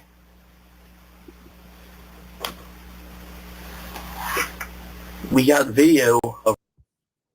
So he's leaning back in that way. That is telling me that he's giving up. He's giving up with his battle of the wits, right? And his manipulative actions. That's why he's leaning back in that way. It's somewhat kind of like toddler-like when they get caught doing something wrong, and there's nothing they can really say about it because you know that they did something wrong, and they just sit there with that kind of pouty look. He's doing the same exact thing. So he knows that he's not getting out of it right now. So now he's even more quiet than he was before. He should have been quiet and asked for a lawyer. We always preach that here. Whether if you're innocent or not, please go ahead and get a lawyer. Do not talk to these detectives. These detectives been in the game for 15 to 20 years. They have studied human mannerisms. They have studied the human psyche. They have studied certain traits, psychological traits of individuals, right? You're not going to win the battle of the wits with these guys. You really aren't. And he didn't know while he was sitting there and trying to just say, oh, everybody don't like me. Everybody don't like me. They will set me up. They will say it was me because they want to get somebody out of jail. So even in that statement right there, when he said that, you are notifying the detectives that you have done something to someone that if they were ever in the position to get you locked up, it would be a trade-off to get somebody out of prison. But you keep on having this defense that you don't have no beef with anything. Like you don't have no current beef. You don't have no vendettas. You don't bother anybody. You're always in the house. You stay to yourself. You're antisocial. But how can you be antisocial and have no beefs and nobody bother you, but everybody has a problem with you? That doesn't match. You know what I'm saying? That doesn't make sense. Usually people who are antisocial, people don't really know they exist. But you was literally pinned out by your vehicle and your name by a 10-year-old. Like, stop it, sir. Please stop it. Stop it, stop it, stop it. You would have done better if you would have just stayed quiet. He wouldn't lie? No, he's lying. Defensive. Yeah. The body language, though. Yes. Hey, Larry, how are you doing? Happy Sunday to you. Let's see. Brucey said it's time to lay the golden fiddle on the ground and defeat. Yeah. He needs to just give it up. True, they allowed to lie too. Yes, they are allowed to fabricate what information that they have, right? They are allowed to not give all the information to you. And see what you would do if they put certain information out there. See how you respond to it. Yes, go ahead and double tap the screen. I truly appreciate you. Let's go on and get it on with the video. Right after you pass the camera, everybody's scattering coming to where the shooting happened. Hell with him. Mike, you want to see? No. There's your car right there. That's you. That's you. So how many other Brown Crown Vics we got with no tag on? Oh, that couldn't have me, bro. I don't want me. I'll tell this. Look at real quick. Look at the video of this car that you're saying is not yours. It wasn't me, bro. Then who had your car? That's not your car? That wasn't me. That's not your car? Oh, that wasn't me. Then who had your car? Yeah, who had your car? That wasn't me. Who had your car then? I don't know. That wasn't me, though. Bro, that wasn't me. That wasn't me. I don't even know that's my car. That's not your car? Show them the other video. That's not your car with the messed up front end? That's you driving. That's you running the stop sign. What are we going to find in your hotel room? Man, go in there. What are we going to find? Go in there. Nothing in there. Mask that the person who did the shooting, not going to find a mask in there? I got 100 masks. Are we going to find gloves? There's nothing in there. I'm asking, are we going to find a mask and gloves? Ain't nothing in there. So there's no mask, no gloves. Nothing in there. So if our shooter was wearing a mask and gloves, we shouldn't find those in your room. I mean, and when I go pull the cameras from Joel's, I'm going to find you in there. At the time you said you were in there, which would be the time your car was going through Eastgate. Are we going to find a gun? No. Are we going to find gloves? No. We're going to find a mask? No. You're not lying to me? No. Then why'd they already tell me they got the mask and the gloves in your room? I mean, I didn't. I mean, you're telling me you're not going to lie to me. You're telling me that you weren't at Eastgate. Your car wasn't at Eastgate. But we just showed you a video of your car at Eastgate showing you were in Eastgate. And don't you think it makes it a little... I'm going to start thinking you might have taken your own tag off? Exactly, Brucey. Do you agree that's your car? I'm not agreeing to that. Have you ever seen... You've been living in Noonan all your life, right? I've seen a lot of Crown Vics. In the past year, when was the last time you saw a brown 94 Crown Vic that matches yours? I don't know. I don't know. I don't be running around looking for Crown Vics, so I don't know. Man, you know that car stands out. Come on. It's not a question. I mean, here's the thing. This isn't a question to me at this point. Just hear me out. Hear me out real quick. He straight up tried to use that. It wasn't me. It wasn't me. We got a video. Okay. We got the video of you coming in at Eastgate. We got a video of you circling Eastgate. Right after you pass out of that camera, you see all the people alert, and there was a shot, and they all go running over there. Less than a minute later, we got your car hauling ass, going around that stop sign nearly on two wheels, burning the stop sign at MLK. So either one of two things happen. Either you're covering for somebody because you lent them their car and you're having a moment because somebody borrowed your car and they shot him, or you shot him. Why is the engine warm when the sheriff's office finds you? If you get my car, it's a screwdriver in my car. Anybody can crank my car. Anybody. So why would they take your car and bring it back? Like, that doesn't even make any sense. Like, if you was going to do all this talking, you had a better chance of saying, I let my cousin, my make-believe imaginary cousin, hold my car, and he brought it back to me, and I didn't think nothing of it. He just said that he was going to stop at his old lady house, you know what I'm saying, for a little happy time. And I don't know what happened. But you're not even smart enough to say that. You said that nobody held your car. Nobody held your car. You didn't go anywhere. You only went to the diner. You stayed there for a whole couple of hours. You went back to your hotel and you was just chilling there the whole entire night. They show you videos and stuff. You said it wasn't me. You acting like the Shaggy song. It wasn't me. They showed you a video of you getting out of your car. It wasn't me. I don't even know that was me. That's not me. And then the argument now is, I don't even know how did somebody get my car to do any of this. But like I said, if your car was stolen, they're not going to bring it back to you. And you have already told the detectives that you did not lease out your car for anyone to use today. So you killed your own defense earlier. So now you can't say, oh my God, somebody, I don't know, that wasn't me, but I don't know how did somebody get my car. And then now, I never heard of a thief stealing someone's car and say, yeah, thank you, dog, I'm bringing it back. I never heard of that happen. I don't know. You know, I'm kind of old. Things might have changed. Thieves might be bringing things back now. I don't know. That's what might happen. I don't know. but it doesn't make any sense. The car was found where they found you at the hotel, parked up. Now, so you trying to say somebody took your car to do all this? Oh, yeah, like, this is when you need to just stop talking. I'm sorry, sir.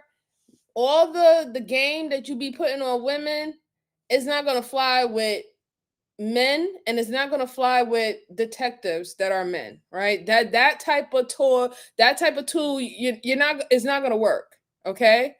You might be able to get it off on women that it wasn't me and you didn't see what you saw, but you're not going to play that with men, because men know the game, okay?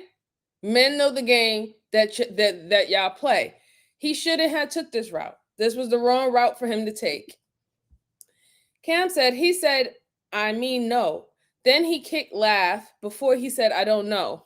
Foolish, right? The garage, a police garage is full of them. Yes, they are full of a whole bunch of cars. Really.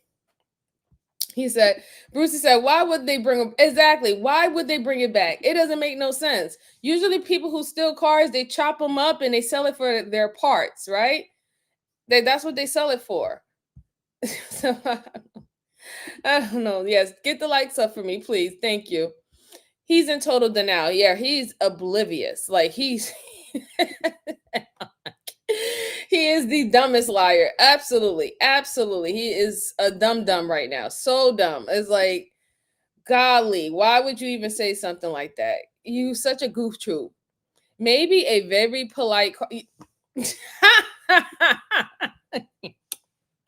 Yes, there are car thieves that are so polite. Listen, I had to steal your car for about, give me roughly about 4 or 5 hours. And you know what? I'm going to give the car back. You know what I'm saying? Because I don't want this car. I can't make no money off it. Take your raggedy ass Crown Vic.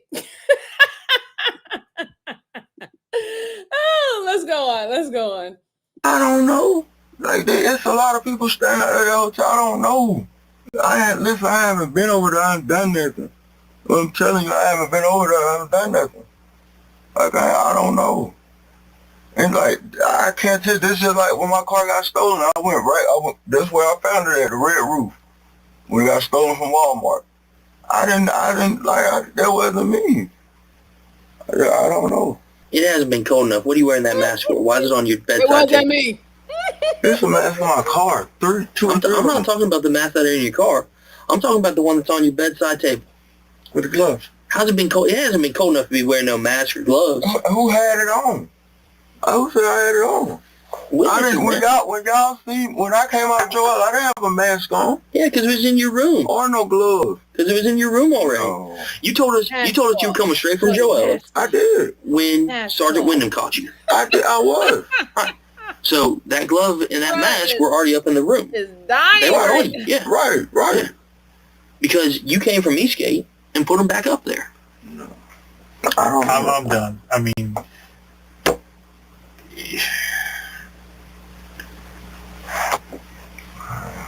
all right. It's all pointing at you, Bo. It's all pointing at you. Your car, your name. Folks over there seeing you. Okay. I mean, that's how people do. So, you willing to accept that? That's how people do it. I know I ain't did accept it. I know I ain't did nothing. I know I ain't did nothing. Nicholas was handcuffed and put into a holding cell at the local county jail. As soon as the police were able to secure a warrant for murder, they went to the jail to tell him the news. I'm Sergeant Benke with the Newman Police Department. I have 2 warrants for your arrest.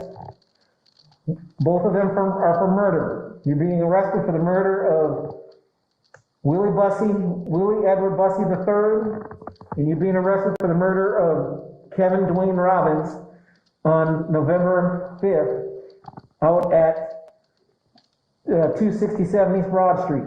You understand that? Is there anything you want to say about that? No? Okay. Thank you. In the end, prosecution was able to prove that Nicholas killed all 6 victims. Nicholas was convicted of 6 counts of murder, and he received life without parole. What are your thoughts on someone who takes this many lives? Should they receive the death penalty, or is life sufficient? Please share your thoughts in the comments below. Nicholas was a damn fool. Either one, life without prison, life in prison without parole, or even the death penalty would have sufficed. I feel that justice was served. He was a freaking idiot. He got caught on to that blood loss. Like I told you, that bloodthirst. It took him, and he just started just going on a killing spree. But he should have. He was an idiot. And he just thought that his manipulative tactics that he have used to survive in life was going to once again get him out of trouble, and it did not work on his behalf this time. It just caught up with him. It just caught up with him. So I don't feel bad for him at all. Like I said, life in prison is good enough for me. I mean, death penalty would have been better. Shout out and prayers to the people that lost their lives, especially that man, because it seemed like that man was just coming home from work and he ran up on him, and while he was getting out his car to go home, and unalive him. And that's probably one of the reasons why that the 10-year-old told, because that could have been his uncle, his grandfather, you name it. It could have been somebody important to him, and he was like, hell no, this guy's gonna pay. This guy's gonna pay for taking someone important and precious from me. So serve him right. Serve him right. Let's see. All right, so let me go ahead and give you to the last case. Make sure you're hitting the like button for me. Truly appreciate it. It helps the channel. Or you can hit the down button. It still helps the channel, keeps me in the algorithm. Share this out to anyone who likes this immersive, commentary going over these cases that have already been solved. And if you have any cases that you want me to review later on the show, put at the end of the show, just put it in the comment section. I read all the comments. I heart all the comments, and I truly do appreciate it going forward. All right. Wait, hold on. Let's see. Brucey says something. It does something in their head, and they are constantly searching for the feeling of the first time, that rush. It doesn't come, so they continue to hunt for it. Absolutely, Brucey. That's what the bloodthirst is. All right. So the next case that I have for you, I hate when, you know me, I hate when it has something to do with my service members and my armed forces, behaving badly and stuff like that. But, we do have, goofy people the same, so we have to still go over it. So this case is about a Marine. He realizes he killed his cheating wife. Found very interesting to me because some of the clips that I saw about the interrogation. So we're going to go ahead and look at that right now. Let's see. Oh, thank you so much, Embel. Thank you for your viewership. Shout out to you, and enjoy the rest of your Sunday. Let me pull up my screen, and here we go. When the police found the body of 21-year-old Margarita Sanchez in her car, parked on the side of the road, they were unsure who the killer was. The cause of death appeared to be strangulation. The police checked their records and found that Margarita had a restraining order against her husband, Rogelio Morales. Rogelio was a Marine who had recently returned home from his deployment in Iraq. 2 weeks prior to Margarita's body being found, her husband had been arrested for striking her twice and then strangling her. The judge immediately put a no-contact order on Rogelio, but his family said the two had been seeing each other, despite the judge's orders. Margarita and Rogelio had been married for 3 years, and together they had a baby. Life seemed good on the outside looking in, but the couple would argue constantly, and their arguments would become physical. The police began to realize that her husband was the prime suspect, so he was found and brought in for interrogation. At this point, Rogelio has no idea his wife is dead. He thinks he was arrested for assaulting her. Rogelio, I'd like to get those handcuffs off you, okay? As long as I can have your word that we don't have to fight or do anything crazy. I'd like to keep these off you. Fair? Yeah, fair enough. Rogelio, would you like something to drink? What would you like? I'll take water. Here you go, sir. It's all yours.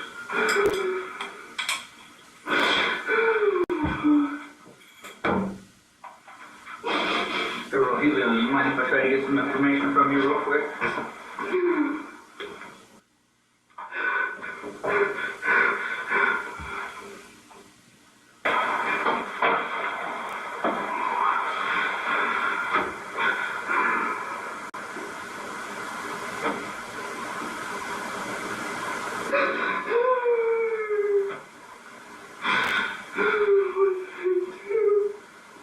Yes, she was a beautiful woman.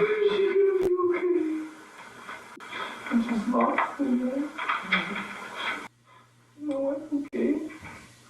Well, we're gonna talk to you about that. Can you tell us what happened tonight? Yeah, I picked her up from work. Where does she work at? The Hard Rock. What's her name? Margarita Morales. I just had to drop her off in South Susan. And we started arguing. She okay? We'll get into that. Where were you at when you started arguing? We had laughed because she was frustrated at work, and then like it's like we're like separated right now. But like I told him like, you know, are you gonna take me back? And then she's like, no, like I don't want you back. And I just grabbed her and then I blacked out and I don't remember what I did. Where were you guys at when this happened? Like, did you go somewhere and stop, or? Yes, go ahead and double tap the screen, fam. Truly appreciate you. But I wanted to stop it off. Like I said, I hate when we have our service members doing something goofy. I really do. I really, really do. So one of the things I do for my my boys, when we have in the weekend, we tell them, don't drink and drive, don't go home and beat your wife. Like, this is our weekend briefing that we tell them, just so they could understand what you would be losing and what you would be doing if you take acts or dabble into things when you're intoxicated, right? We have that as a weekend briefing, safety briefing. And look what he did. Now the title is a little bit misleading because the title says that, his wife was cheating. But we just heard in the story that his wife and him are separated. They were separated. They were living in two different households. And I guess they were also transitioning into, getting a divorce. Or I would say his wife was. So she wasn't cheating on you if she was dating. She wasn't cheating on you. What it was, you didn't like the fact that she seemed like she was moving on with her life. And that you was kind of going back to her saying, you want y'all to be together, and she no longer wanted to get on that type of program of being with you anymore. And you let your anger and your despair and your frustration and your sadness get the best of you. But the problem is, this is someone who you said that you love, but how do you love them so much that you take their life? How do you love someone? You say, I love you, I love you, I love you, but you take their life. How do you even correlate that you taking their life because of your anger as love? It's not love. It's not love. What you love is your ego staying intact. That's what you love. You know what I'm saying? Like, that's the truth. That's what you love. You love your ego staying intact. You love the fact that you feel like you're not being in a way disrespected, pushed aside, no longer needed, not valuable. Those are the things that you love, not the individual that you sit up there and sit and you hurt. Because love is not hurt, ladies and gentlemen. Love is not hurt.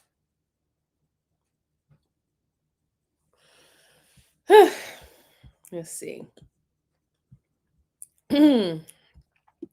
Brucey said he's a whiner. Such a coward. Domestic violence is real. Yeah. I dislike the high-pitched voice. I do too, Karen. I do too. No, we don't need that, Delta. This is America. Okay? Thank you. And let's see. Lori, how you doing, Lori? Happy Sunday. Do they seriously think they're able to they're able fooling anyone? Sometimes they do think that they could, right? Joy said maybe she cheated on him while they were separated. Well, I guess that could be a possibility. Get in control of your anger. They have kids, I wonder. I wonder too if they do have kids. I do wonder if they do have kids. Yeah, I was eating. I'm sorry, Brucey. I'm sorry, Brucey. I had to take a little chomp, a little snack, you know. Uh Dominus, how you doing? Happy Sunday. He said, don't we all want to feel wanted? Absolutely.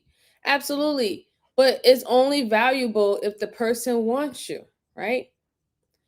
If the person don't want you, that is, what is it called? Unrequited? That's called unrequited love. And unrequited love is just torture. You're torturing yourself.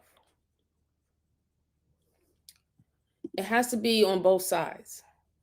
Love is also not controlling others to fit your narrative. People are not property. Absolutely, Lori. Absolutely. Absolutely. Sorry. I attended a double funeral. This guy killed his separated wife, then turned a gun on himself in front of his kids. And she was a police officer. Oh my God, my condolences. I'm so sorry about that. But those things does happen.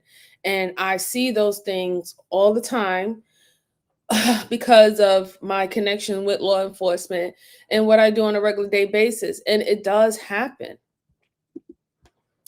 Brucey with the Bible scripture, 1 Corinthians 13:4.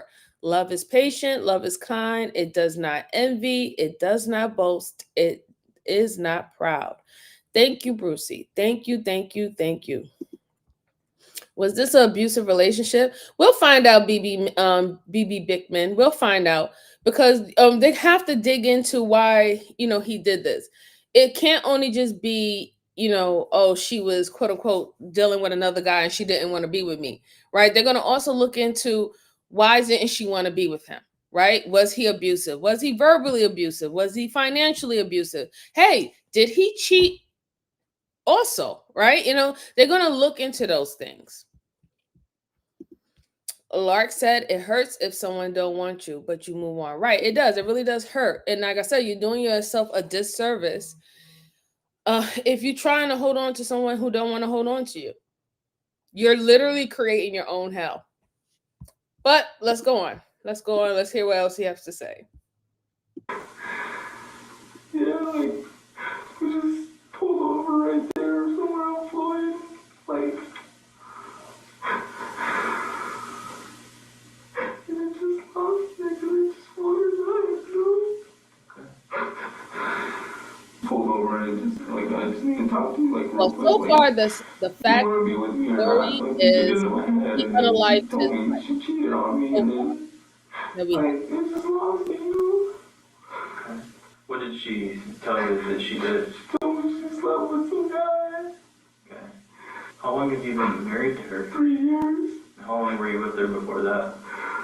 Like, a year. A year before that? Okay. How did you guys meet? I've known her cousin was my best friend. Did you guys, when you went to Sonic, did you stay there and eat, or did you? No, we left because my son was crying, he was just throwing like a tantrum, like, yeah. Like, he was just... He wasn't having it?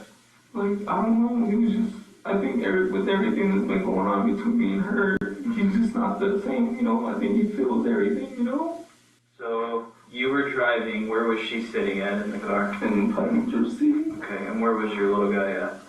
In the back seat. I'm assuming he has like a car seat or something, he was sitting in back there? Okay. So then you thought you pulled over around 21st Street, and if I get any of this wrong, make sure you tell me, I just want to make sure I get it right. You thought around 21st Street by like a opening or a park or something? Just started talking, and like, it was right there, and then I was like, just want to get in my head if you don't want to be with me no more. She was like, yeah, I don't want to, I don't see like that's a picture, like, it's just lost me, So she told you that basically she doesn't want to get back together? Do you remember what she said specifically?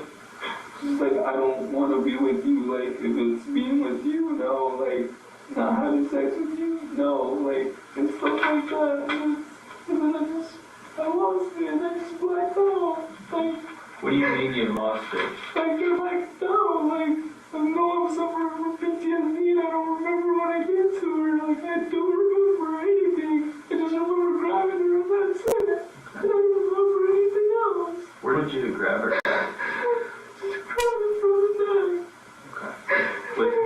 With one hand or with both hands? Like, I just remember grabbing her with one hand. Like, I don't remember anything else. It's just good black. Rogelio claims he doesn't remember the attack. He confirms that he doesn't use drugs or alcohol, and he hasn't been diagnosed with any mental health issues. If he can remember everything that happened before and after, why can't he recall the attack? Right, because he's lying. He can't, he's lying. That's why he can't remember the attack. And he tried to use PTSD to cover for him. But if you had PTSD from your service, it would be on your record. It would be on your record. You would be getting disability for that right now. But there's no PTSD on your record because you probably never actually went to combat, right? You did that to that woman because she didn't want to be with you. And her no means no offended you because you felt that you controlled her. You felt that you owned her. And she didn't have the right to say no. She didn't have the right to say, I don't want to be with you anymore. And that was the problem. So just like these controlling fellows who think that their wives are property and tools and appliances that you can pick up off the desk and place back on the desk whenever you feel like it, he figured it's better that I make sure that you're not here so no one could be with you because I can't stand to even think about you enjoying your life without me than to have you here. And to do all of that in front of your kids or your son. Father of the Year, huh? Do you need a Father of the Year award? How do you think your son feels? The trauma that you inflicted on your son seeing his mother, who probably loves him more than anything on this world, be taken out by the father that he loves. What do you think about the trauma that you have inflicted on your children? Think how much you have warped their understanding or what any understanding they had about love with what you have done to your family. It's truly, truly sad. It's truly, truly sad to do that in front of a kid. Truly, truly, truly sad. Let's see. So he unalived her in front of his kids. Apparently so. Poor kid. Yeah. There's that selective amnesia. It always pops out from time to time, Brucey. You know it happens. His voice is missing me off. Yeah, it's pissing me off too. Yep, selective amnesia. And Bell says, yes, in front of the kids, craziness. The kids stayed in therapy and had to graduate college. I still pray for them all. Yeah, absolutely. Absolutely. You know, I understand what you mean, Brucey, but I will tell you, as a woman who have dated many men from different ethnicities and race, it can be found in everyone. It can be found in everyone. You just don't know. It really can. It really, really can. Let's see. Andre says, let's hope the justice system does its work. And I don't remember bullshit don't work no more. Oh, thank you very much. Shout out to Canada. I appreciate you. I appreciate you. Happy Sunday to you. You're a whiny coward. You got to have a plan. That's why a good as a woman to have your own money. You have options. Yeah. You're like, it's sad the way how when it comes down to relationship dynamics, the what we place on each other. If you really think about how the things or the expectations that we place on both people, man and woman in relationships, we really do be putting ourselves through the ringer, don't we? We really do. We make it more complicated than what it's actually supposed to be. So do you guys live in South Sioux or do you live in Sioux City? No, we were living up at my mom's house, but because I hit her, like, we're not supposed to have contact, but, it's kind of obviously apart from each other, I understand. Do you guys have, like, a no contact order right now with one another? I violated it, because, like, she kind of, like, part of her can't stand being away from me, Right. Part of me, I help her with my son, Mm-hmm. I mean, did she know you were coming to pick her up from work? Yeah. How did she know? Like, she told me, come pick her up at work, Did she call you or text you or? No, I dropped her off at work. So you took her to work? I took her to work, Okay. even though I'm not supposed to have contact with her. I took her to work so I can have my son, Right. Is my wife okay? I haven't been to the hospital yet, so I don't know that. I just wanted to ask you a few more things. I just want to say that, yeah, he's lying. She did not know that you was coming to pick her up for work. You showed up and she didn't want you to make a scene at her job. She was trying to keep her employment.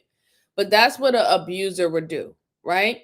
You would make a person uncomfortable, start ruffling some feathers, and try to embarrass that person to force them to go along with whatever you want them to do, right?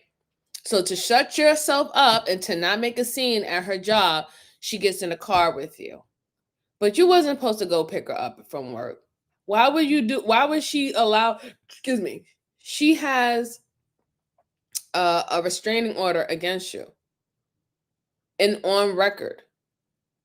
Why would she even be safe for getting in the car with you? No, she did not know that you was coming to get her. What you did was you sneak attacked, surprised her, coming to pick her up from work with your kid in the car. You used your child as bait to get her in the car so you can try to charm your way back into her life. That's what you did. Let's keep it 100. That's exactly what you did. You used your child as bait. And she already knows that you cannot control your anger. And she was afraid of her child being in a car with you with her not there and you not getting your way with her not coming in the vehicle with you. So she went calm and quietly for the safety of her child. And even within that, you still harmed her in front of her child. Sad, really sad. Annoying confession to say the least. Man up, yeah. Let's see. It's hard, but Buddy should have took his ball home. That's a good way of putting it. I like that phrase. I really do like that phrase. Yes, that's what he should have done. He should have done. And Lark, you're right. There's controlling people on all sides, gender, races, whatever, you name it. And trust me and believe, Brucey is not that person. He knows exactly what you mean, Larky. Have you ever blacked out before? When was that? The first time. So what happened after you said that you blacked out? You remember grabbing her by the neck and then you blacked out. And you came to, what happened then? I just saw her laying there, and I was like, I'm trying to my sister because I'm scared, Mm-hmm. Did you call anybody or text anybody? I tried to call one of my friends, but I called my sister because I'm like, this is messed up, I'm scared, what do I do, Mm-hmm.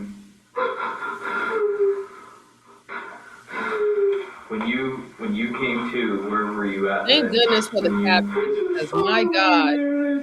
Claiming I don't remember is a common strategy criminals will use because it avoids a direct lie while also avoiding self-incrimination. It can make it harder for detectives to prove intent, which is crucial in many crimes like murder or attempted murder. Were you trying to do anything to her? Were you trying to hurt her or just trying to send a message or what were you trying to do? I don't even know because I blacked out. I don't know. Before you blacked out, were you pissed? Anything like that? I just got mad and then I just remember grabbing her and that was it. Did you say anything to her before you grabbed her? No. I don't remember saying anything. What was the last thing you remember saying to her? Look, do you want to be with me or not? Or what? So I can get this in my head. And then she's like, look, if this is about, if you want to, if you think we're going to get back together, no. If there's any chance, maybe in a year from now, I don't know. But I don't want to be with you, having sex with you, no. Being with you, no.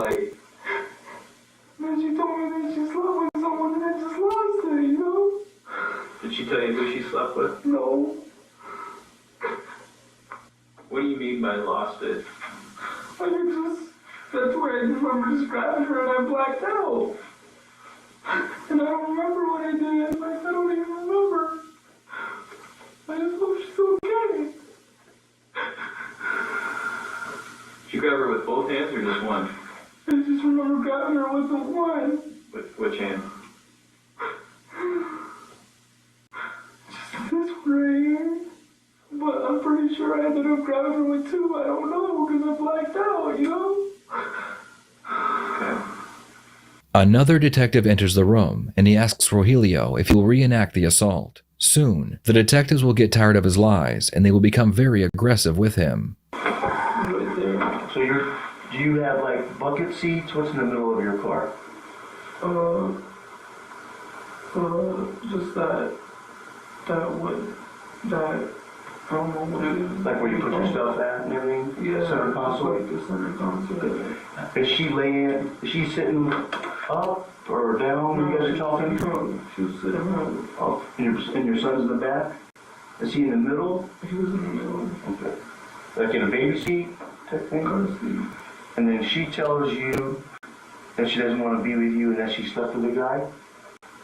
And then can you just kind of show me nicely, I know we're friends though, can you kind of bring me back and draw me the picture of what you did with your hand? I just remember going like this. Then you can show me up to here. Show me how you... I just remember going like that. And I blacked out. And I don't remember what I did after that. So she was sitting there and she told you she wanted to be with someone else? No, she didn't. She just told me she slept with somebody else. Okay. And then that hand went where? Show me where. It just went right here. Well, you can touch me. Show me where. I want to point. It just went like that. Okay. You know? Like right there? Yeah. And then I don't remember. I just blacked out. Did she scratch you? I'm pretty sure she did. You got a scratch on your face. I see one on your nose. Did she? She probably did. I don't know. Would you mind if I look? If you take your shirt off and I take a look?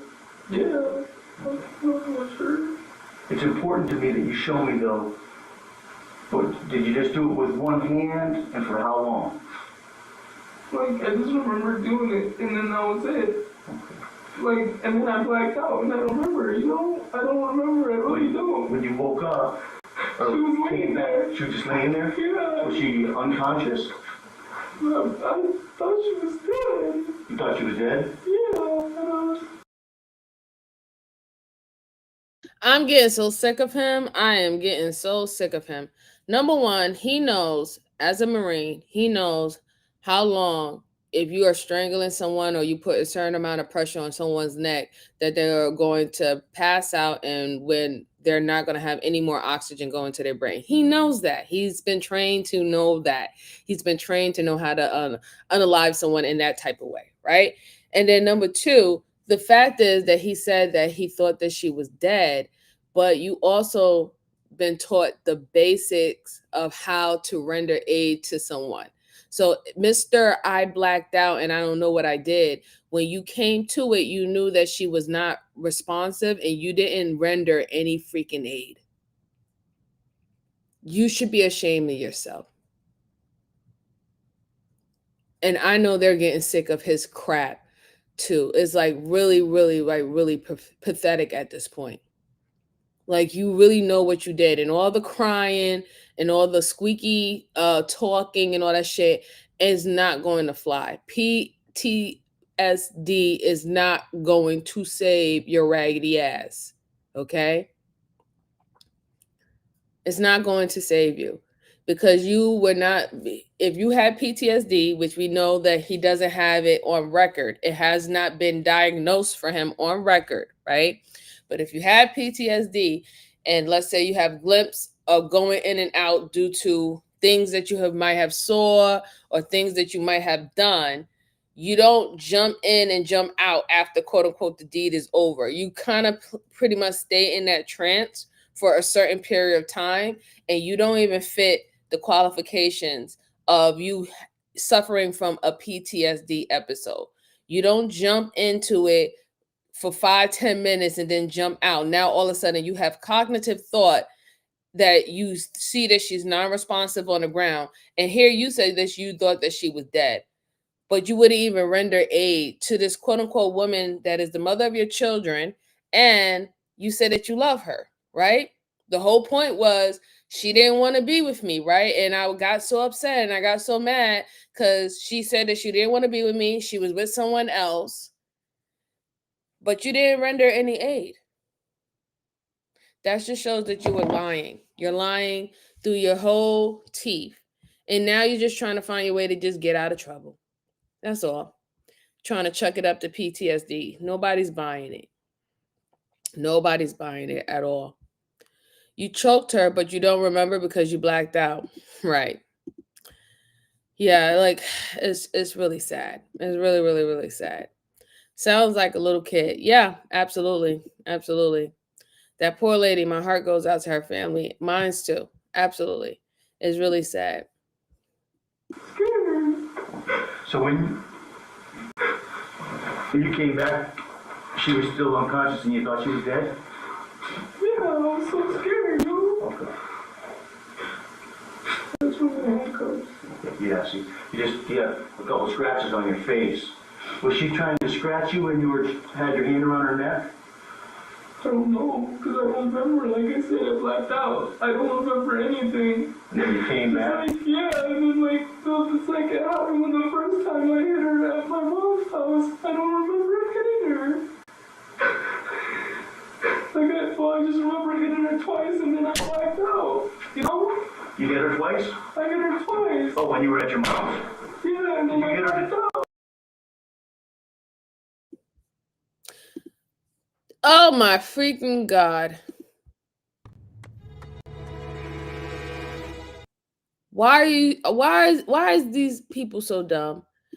Did he just hear what he said? He said that he remembered hitting her 2 times at his mom's house, but then you blacked out. What?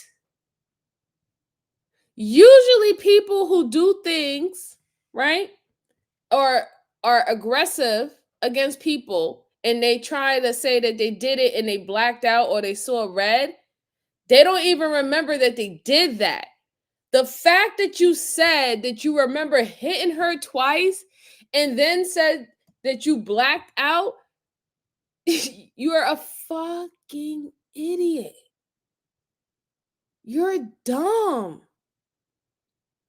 You're really, really, really, really dumb. Like, it does not work. Like, come on. Oh my goodness. Let's see. Imanani, how you doing? Happy Sunday. I'm sorry if I mispronounced your name. He sounds like the smiley face killer. The purposeful high pitch is creepy. Shout out to you. Shout out to you. Dominus says a person will lose consciousness in less than 10 seconds. You hold it any longer, that is intent. Absolutely, Donis. Let's see. Modest at best. How are you doing? How are you doing? Happy Sunday. He said just got in the chat, but he was in the Marine Corps. What the F? This damn well know what he was doing. By the way, great point of him knowing first aid. Freaking crying though. Yeah, thank you. Shout out to you. Shout out to you.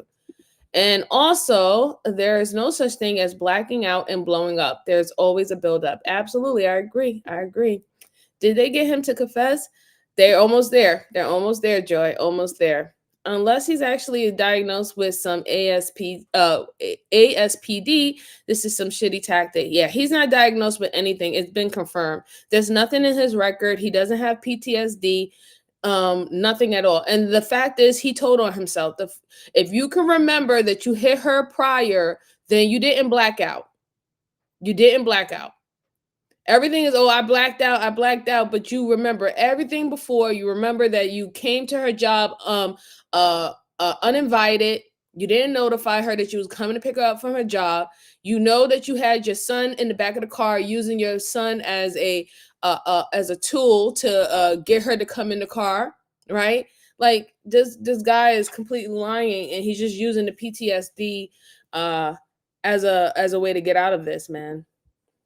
Man, get some help. Stay away from people. Well, now you have to sit in jail and think about it. Yes, absolutely. Let's go on. Let's continue to hear his lies. And then I'm like, oh, I don't remember. She's like, I don't remember. Did you hit her tonight? I don't know if I did or not, because I don't, like I said, I don't remember. I just remember going like that, and then... Okay. You said you were pretty sure at one point you grabbed her with both hands? I don't know if I did, like... That's why... That is correct, absolutely. Remember, like I blacked out, you know? That's why sometimes it helps, so when you demonstrate, that's why I did that. I went like that, yeah. And then I agree, Steve. That's the last thing I remember. So when you went like that, do you remember her hands coming up and getting you in the face then? I don't remember, I blacked out, you know? He was fighting. Absolutely. I seriously don't remember, and if I remembered, I would tell you guys, because I don't know. Then when I finally came to, she was just laying there, and I was so scared. You know how they told you in the Marine Corps, though? That when you try your hardest, you remember exactly what happened. And that's why I wanted you to demonstrate. I thought maybe that would help you a little bit, because it's very important that you remember exactly what happened tonight. And it's so sad. He don't know them. A lot of these detectives, right? They served in the armed forces, so they know when you're fucking bullshitting. Okay, a lot of them was in intelligence. They were in the intelligence unit. You didn't know that, did you? You fucking idiot. And shout out to my bro, No Captivity with Freezy. Shout out to you. Shout out to you. Thank you for the $10 super chat. I truly appreciate you, bro. Thank you. Happy Sunday. Happy Sunday. He says, hey, sis, watching from the clouds as I handle things. Always love your show. Shout out to you, bro. Shout out to you. Thank you so much. Thank you so much for the financial support. I truly appreciate you.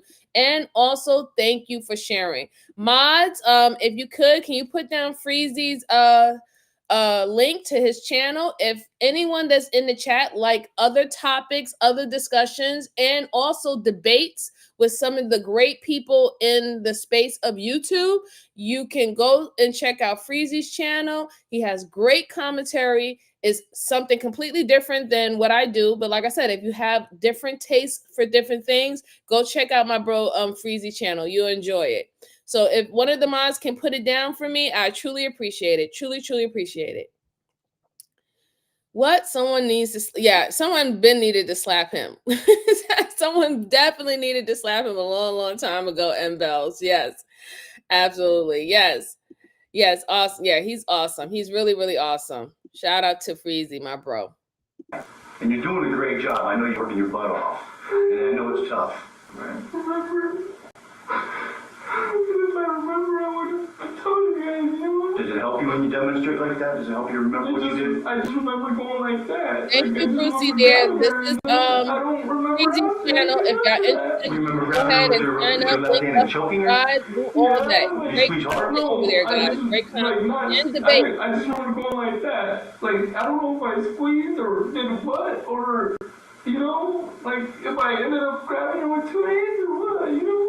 So how come you remember everything before and everything after, but you don't remember anything about what you did with the I don't know, like, that's what I don't understand. I told you I blacked out, like, it happened when I remember just hitting her twice, and then blacked out.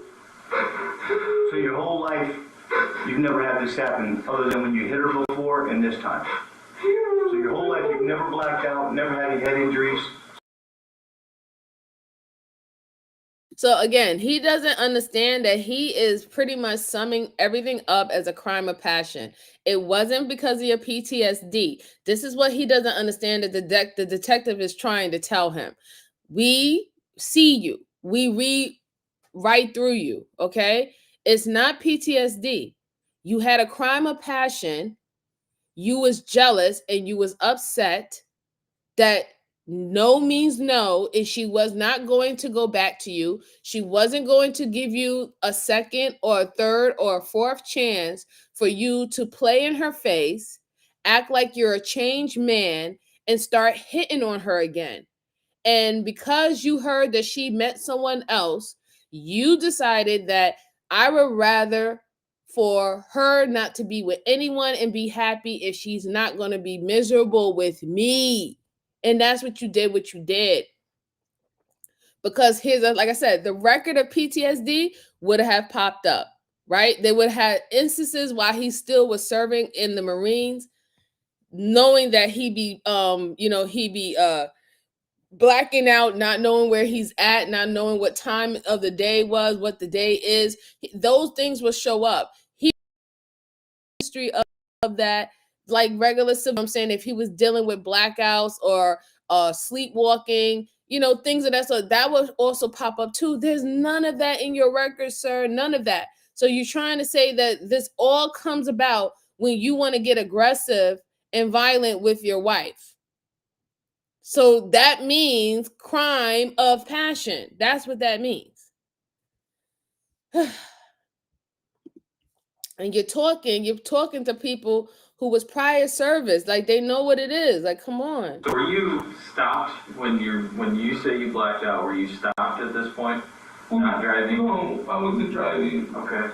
And when you came to, were you still parked in the same spot? Yeah. Okay. So basically, the most important part that we need to remember is the part that you blacked out. Yeah, because I don't remember what I did to her, And I hated myself because I don't know. I understand that you probably feel betrayed and stuff, and I know it's not easy hearing the person that you love just tell you that they slept with somebody else and they don't want to be with you anymore. I've had that same thing happen to me, and it doesn't feel very good. What we have to do is Mike and I, our job is to gather all the facts. You know that, right? You know a little bit about what's going on. And what we do is when we leave this room, we have to talk to our boss, all right? And basically the bottom line of what we're at right now is that the most important part of what we need to know, what happened, you claim you don't remember. I don't. I blacked out. And that's the thing that killed me the most. When I came to, she was just laying there. When you were pissed off and you were grabbing her, what was your intent?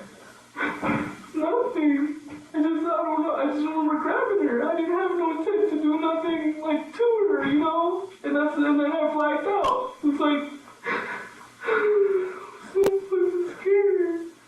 The detectives will give it one last try to get Rogelio to admit he remembers, and then they will tell him he killed his wife. If this doesn't work, they will bring another more aggressive officer into the room who won't put up with Rogelio's games. I'm just so scared, What are you scared of? So at this point, they've been trying to use the ego up approach, right? And it hasn't been working. He's still trying to hold on to the fact that he blacked out and he doesn't remember anything that he did to her. So he's trying to, that's his plea. I can't be held accountable because I wasn't in my right state of mind when any of this happened. That's what he's trying to get off. When they bring in the third detective, they're on your ass because now they're about to do the good guy, the good cop, bad cop scenario with you. Okay.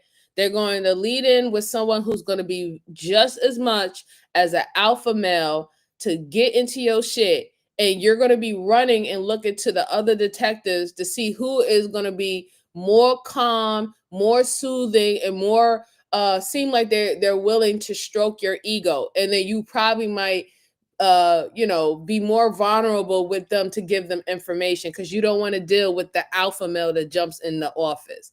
That's how that goes. So We'll see if it works. We'll see if it works. But yeah, that's what's going to happen. Wish there was a closed caption. I know, I'm so sorry, Bell. I'll try to work on putting on the closed caption next time.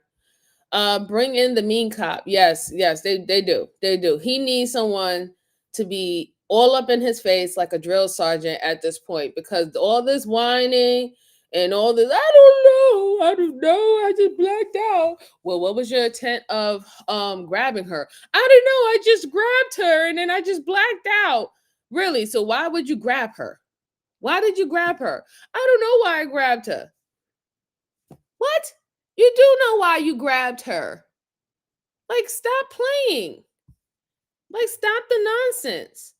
And then it's not like you grabbed her like on her arm or something like that. Like, even in that's assault, right? Like, you're literally trying to force her to stay in the car or force her to talk to you and stuff like that. That's assault regardless, right? But you deliberately grabbed her and on her neck. And you want to say that you don't know why. Okay, sure. Like, what I did to her, that's why I was scared. When I saw her there, I was like, what the fuck did I do? You know? Scared. That's what I was scared of. Like, what did I do? Like, what did I do? Like, I just remember grabbing her and that's it. And I blacked out.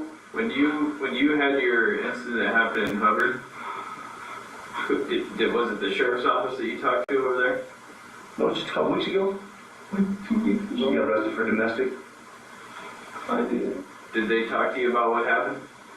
They told me that they said that I was choking her and that I was moving my son, and then I kept hitting her.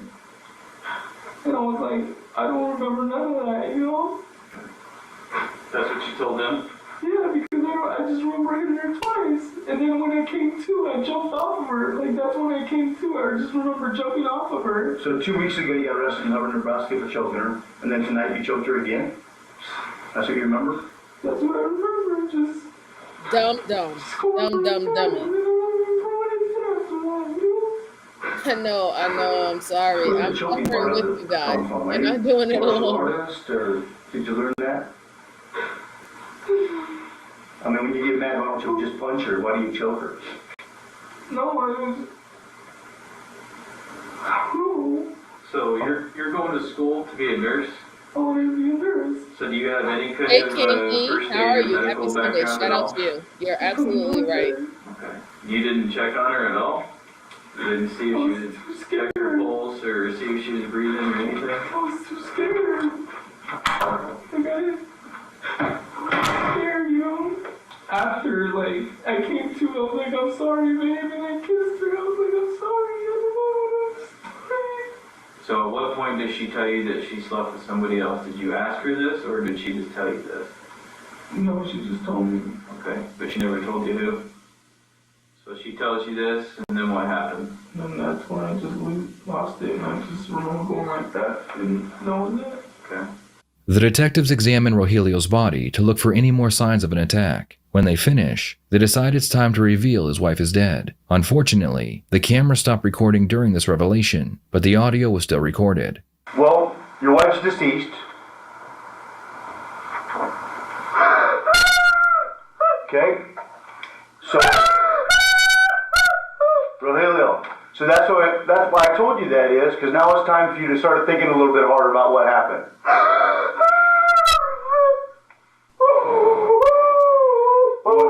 Rogelio, you want a Kleenex?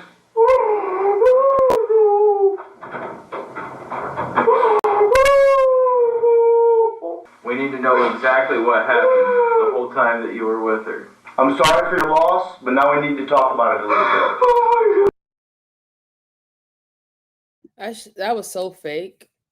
That was like one of the fakest cries and pretending to care about your victim that I have seen in a very long time. I mean, yesterday with the girl and her baby father, that was like in my top 10, but this one kind of is starting to like creep up to at least like number 6. Like, oh my God.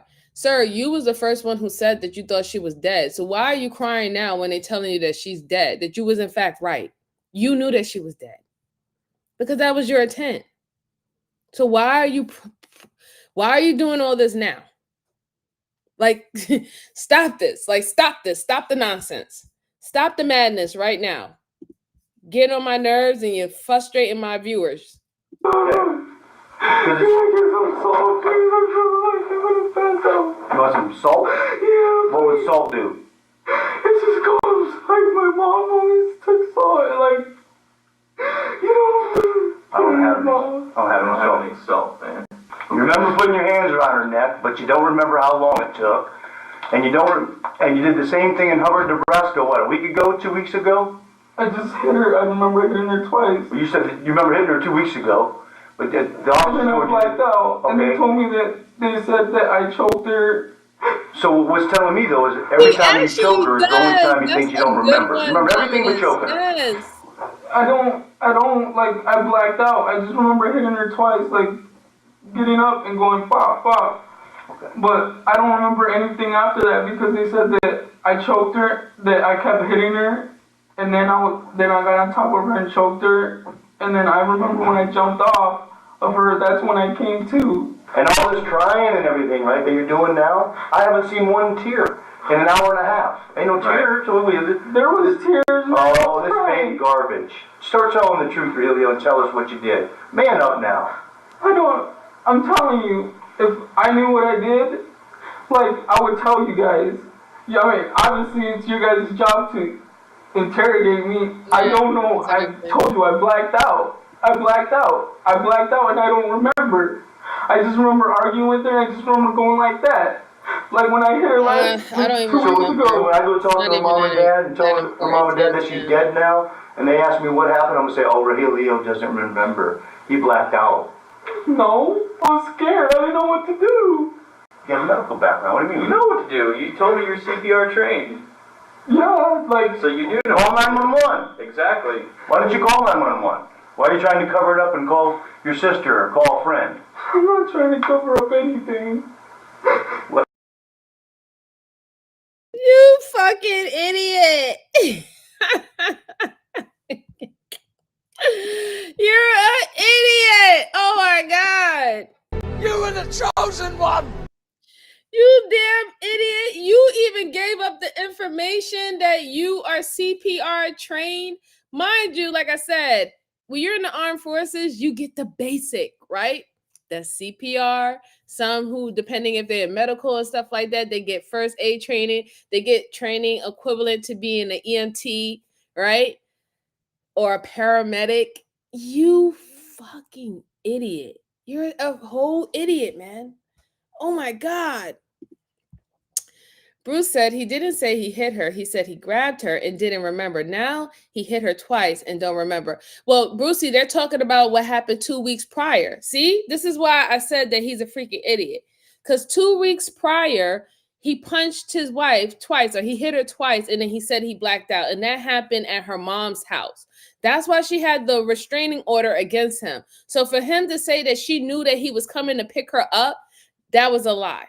He put the child in the car to force her to get in the car because she was worried about the child's safety. He used the child as a way to lure her in the car, to have a conversation with her, to try to convince her to take him back. From there, she said, no, I'm dealing with someone else. I met someone new. And from there, he lost it. If he can't have her, no one can have her. That's literally the whole story. That's exactly what happened. Hey, Bama, how you doing, dear? How you doing? He is so pathetic. He is. And Bell says sometimes families don't know what to do if a family member is involved with domestic abuse. They say it takes 8 attempts for the victim to try and leave. I agree. And sometimes it takes more. And then what happened? Usually it's too late, right? A lot of abuse, people who have suffered from domestic violence or abuse in that way, a lot of them don't make it to the finish line, right? They gave their abuser one too many chances to harm them. Let's see. Deputy Frank said, I did not hit her. I did not. Oh, Oh, I see. Okay. Yeah. It was 2 weeks apart. Yeah. It was 2 weeks apart that he did the hit her twice. And then he said he blacked out. And then he said the family members told her that he was hitting her constantly and also choking her then too. And that was 2 weeks ago. Yeah. I'm CPR first aid and it has to use CPR once. Right. Mm-hmm. A whole idiot. Yes. Yes, he is, Miss Joanne. Yes, he is. Let's go on. Why don't you just dial 911? I don't know, because I didn't know what to do. I was scared. The bottom line, Rogelio, is obviously this is a bad thing, okay? But to come in here and give us this bullshit line that you blacked out is just making it worse. I guess, man. You guys don't know what I went through. Like, you guys don't know shit about me. You guys don't. You guys don't know what I went through and suffered. Hopefully. Over there, you guys don't know nothing. You just told me you don't even remember your deployment. I don't remember most of my deployments. I remember a lot of certain, like, specific things that changed my life. Yes, I know a lot of those. They haunt me to this day. Like, can't sleep at night. I can't do anything. You guys think that I just killed my wife because I wanted to kill her? Like, that's what you guys think. Well, but like, if we traded chairs right now and I sat there, you killed her because you got pissed off because she told you she didn't want to be with you anymore. She slept with somebody. Well, I don't know how else we can put it to you like that. Hey, how you murdered doing, her Joe Small? because you were How mad you doing? that she didn't want to be with you anymore. And you murdered her in front of your son. You just murdered your wife in front of your kids and you have no emotion. He's holding back my tears because I don't want to break down in front of you guys. So you guys can be like, he definitely is. Oh, Lo and behold, he probably like didn't even that. go outside the You guys wall. are just judging me. Probably sat in the computers with the rest of us good friends. 3-year-old kid. I don't remember. Whenever they do anything wrong, they say, I don't remember that. I told you. I don't remember. I told you that I blacked out. I just don't get how a combat veteran who's obviously seen some pretty nasty stuff has never blacked out during that, but blacked out when he people who assaults his actually wife really serve, kills her. like yourself, y'all remember here's the every deal, single day. You're going to be charged today with murder in second degree, all right? And when it comes to property and stuff like that, when it comes to murder, we're going to have all the stuff that we take for a very long time. Yeah? Go ahead and stand up for me and turn around, put your hand behind your back. Wait, what happened? Where's all that crying? The detectives would never get the confession they needed, but in the end, it didn't matter. Rogelio was convicted of second-degree murder, and he was sentenced to 50 years in prison. What are your thoughts on this case? Do you believe he really blacked out? Share your thoughts in the comments below.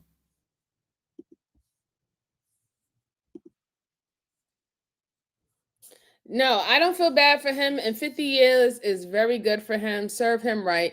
He was abusive to his wife. She tried to get away from him. She tried to, live on. And then on top of that, you could see the fact that he even had his child. She wasn't holding her child against him.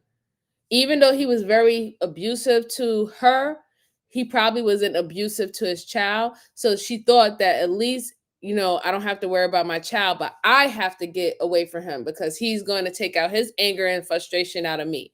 And you do all this 2 weeks ago. You started hitting on her and all that stuff 2 weeks ago. She got a restraining order against you. You violate the restraining order. You go show up at her job. You use her child or your child as a tool to get her in the car because she was now concerned about her child well-being as well as her own. And then when you don't hear what you want to hear and all your charm and everything wasn't, your game wasn't working, and she said, no, I found someone else, you literally wanted to take matters in your own hand and you unalived her. And you sat here for freaking hours,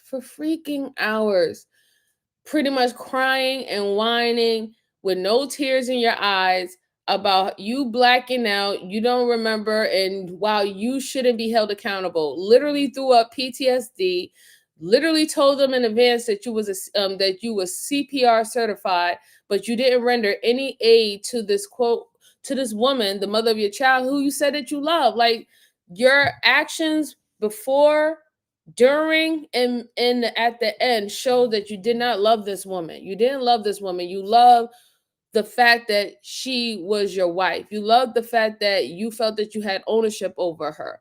And you love the fact that you wanted to keep your ego intact. That's just what it was.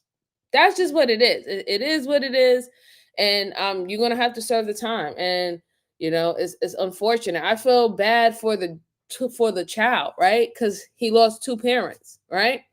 He's gone for 50 years and his mom is not here anymore. He has to be raised by family members, right? Who hopefully, God willing, they will show him the love that he's supposed to get from his parents. Because we do know that sometimes when these kids go to family members and stuff like that, they don't get the type of love, care, concern, and nurturing as your parents would give you, right? It's just a bad situation all around. And you're shameful, really. You're shamed for wearing a uniform. It's crazy. Crazy, crazy, crazy. Hey, Money. Happy Sunday to you. Happy Sunday. Oh, great. Hi, Lorenzo. Nice for you to be here. Thank you so much. I appreciate you. Thank you so much. Who knows how long she was beat, long before she was murdered. Right. And that's what I'm saying. Like, she could have been being beaten numerous of times. And what happened at her mother's house was like kind of the last straw, where she said, you know what? I have to get a restraining order and I can't go back to him this time. We don't even know that, right? We're only going off of that small time frame and trying to make assumptions from there. But it's terrible. It's just really, really terrible. He lucky we don't live in the past, because that guillotine was this one. Yeah. All right, folks, those are all the cases that I have for you today. I hope that you really did enjoy them, and I did enjoy reviewing them with you, all right?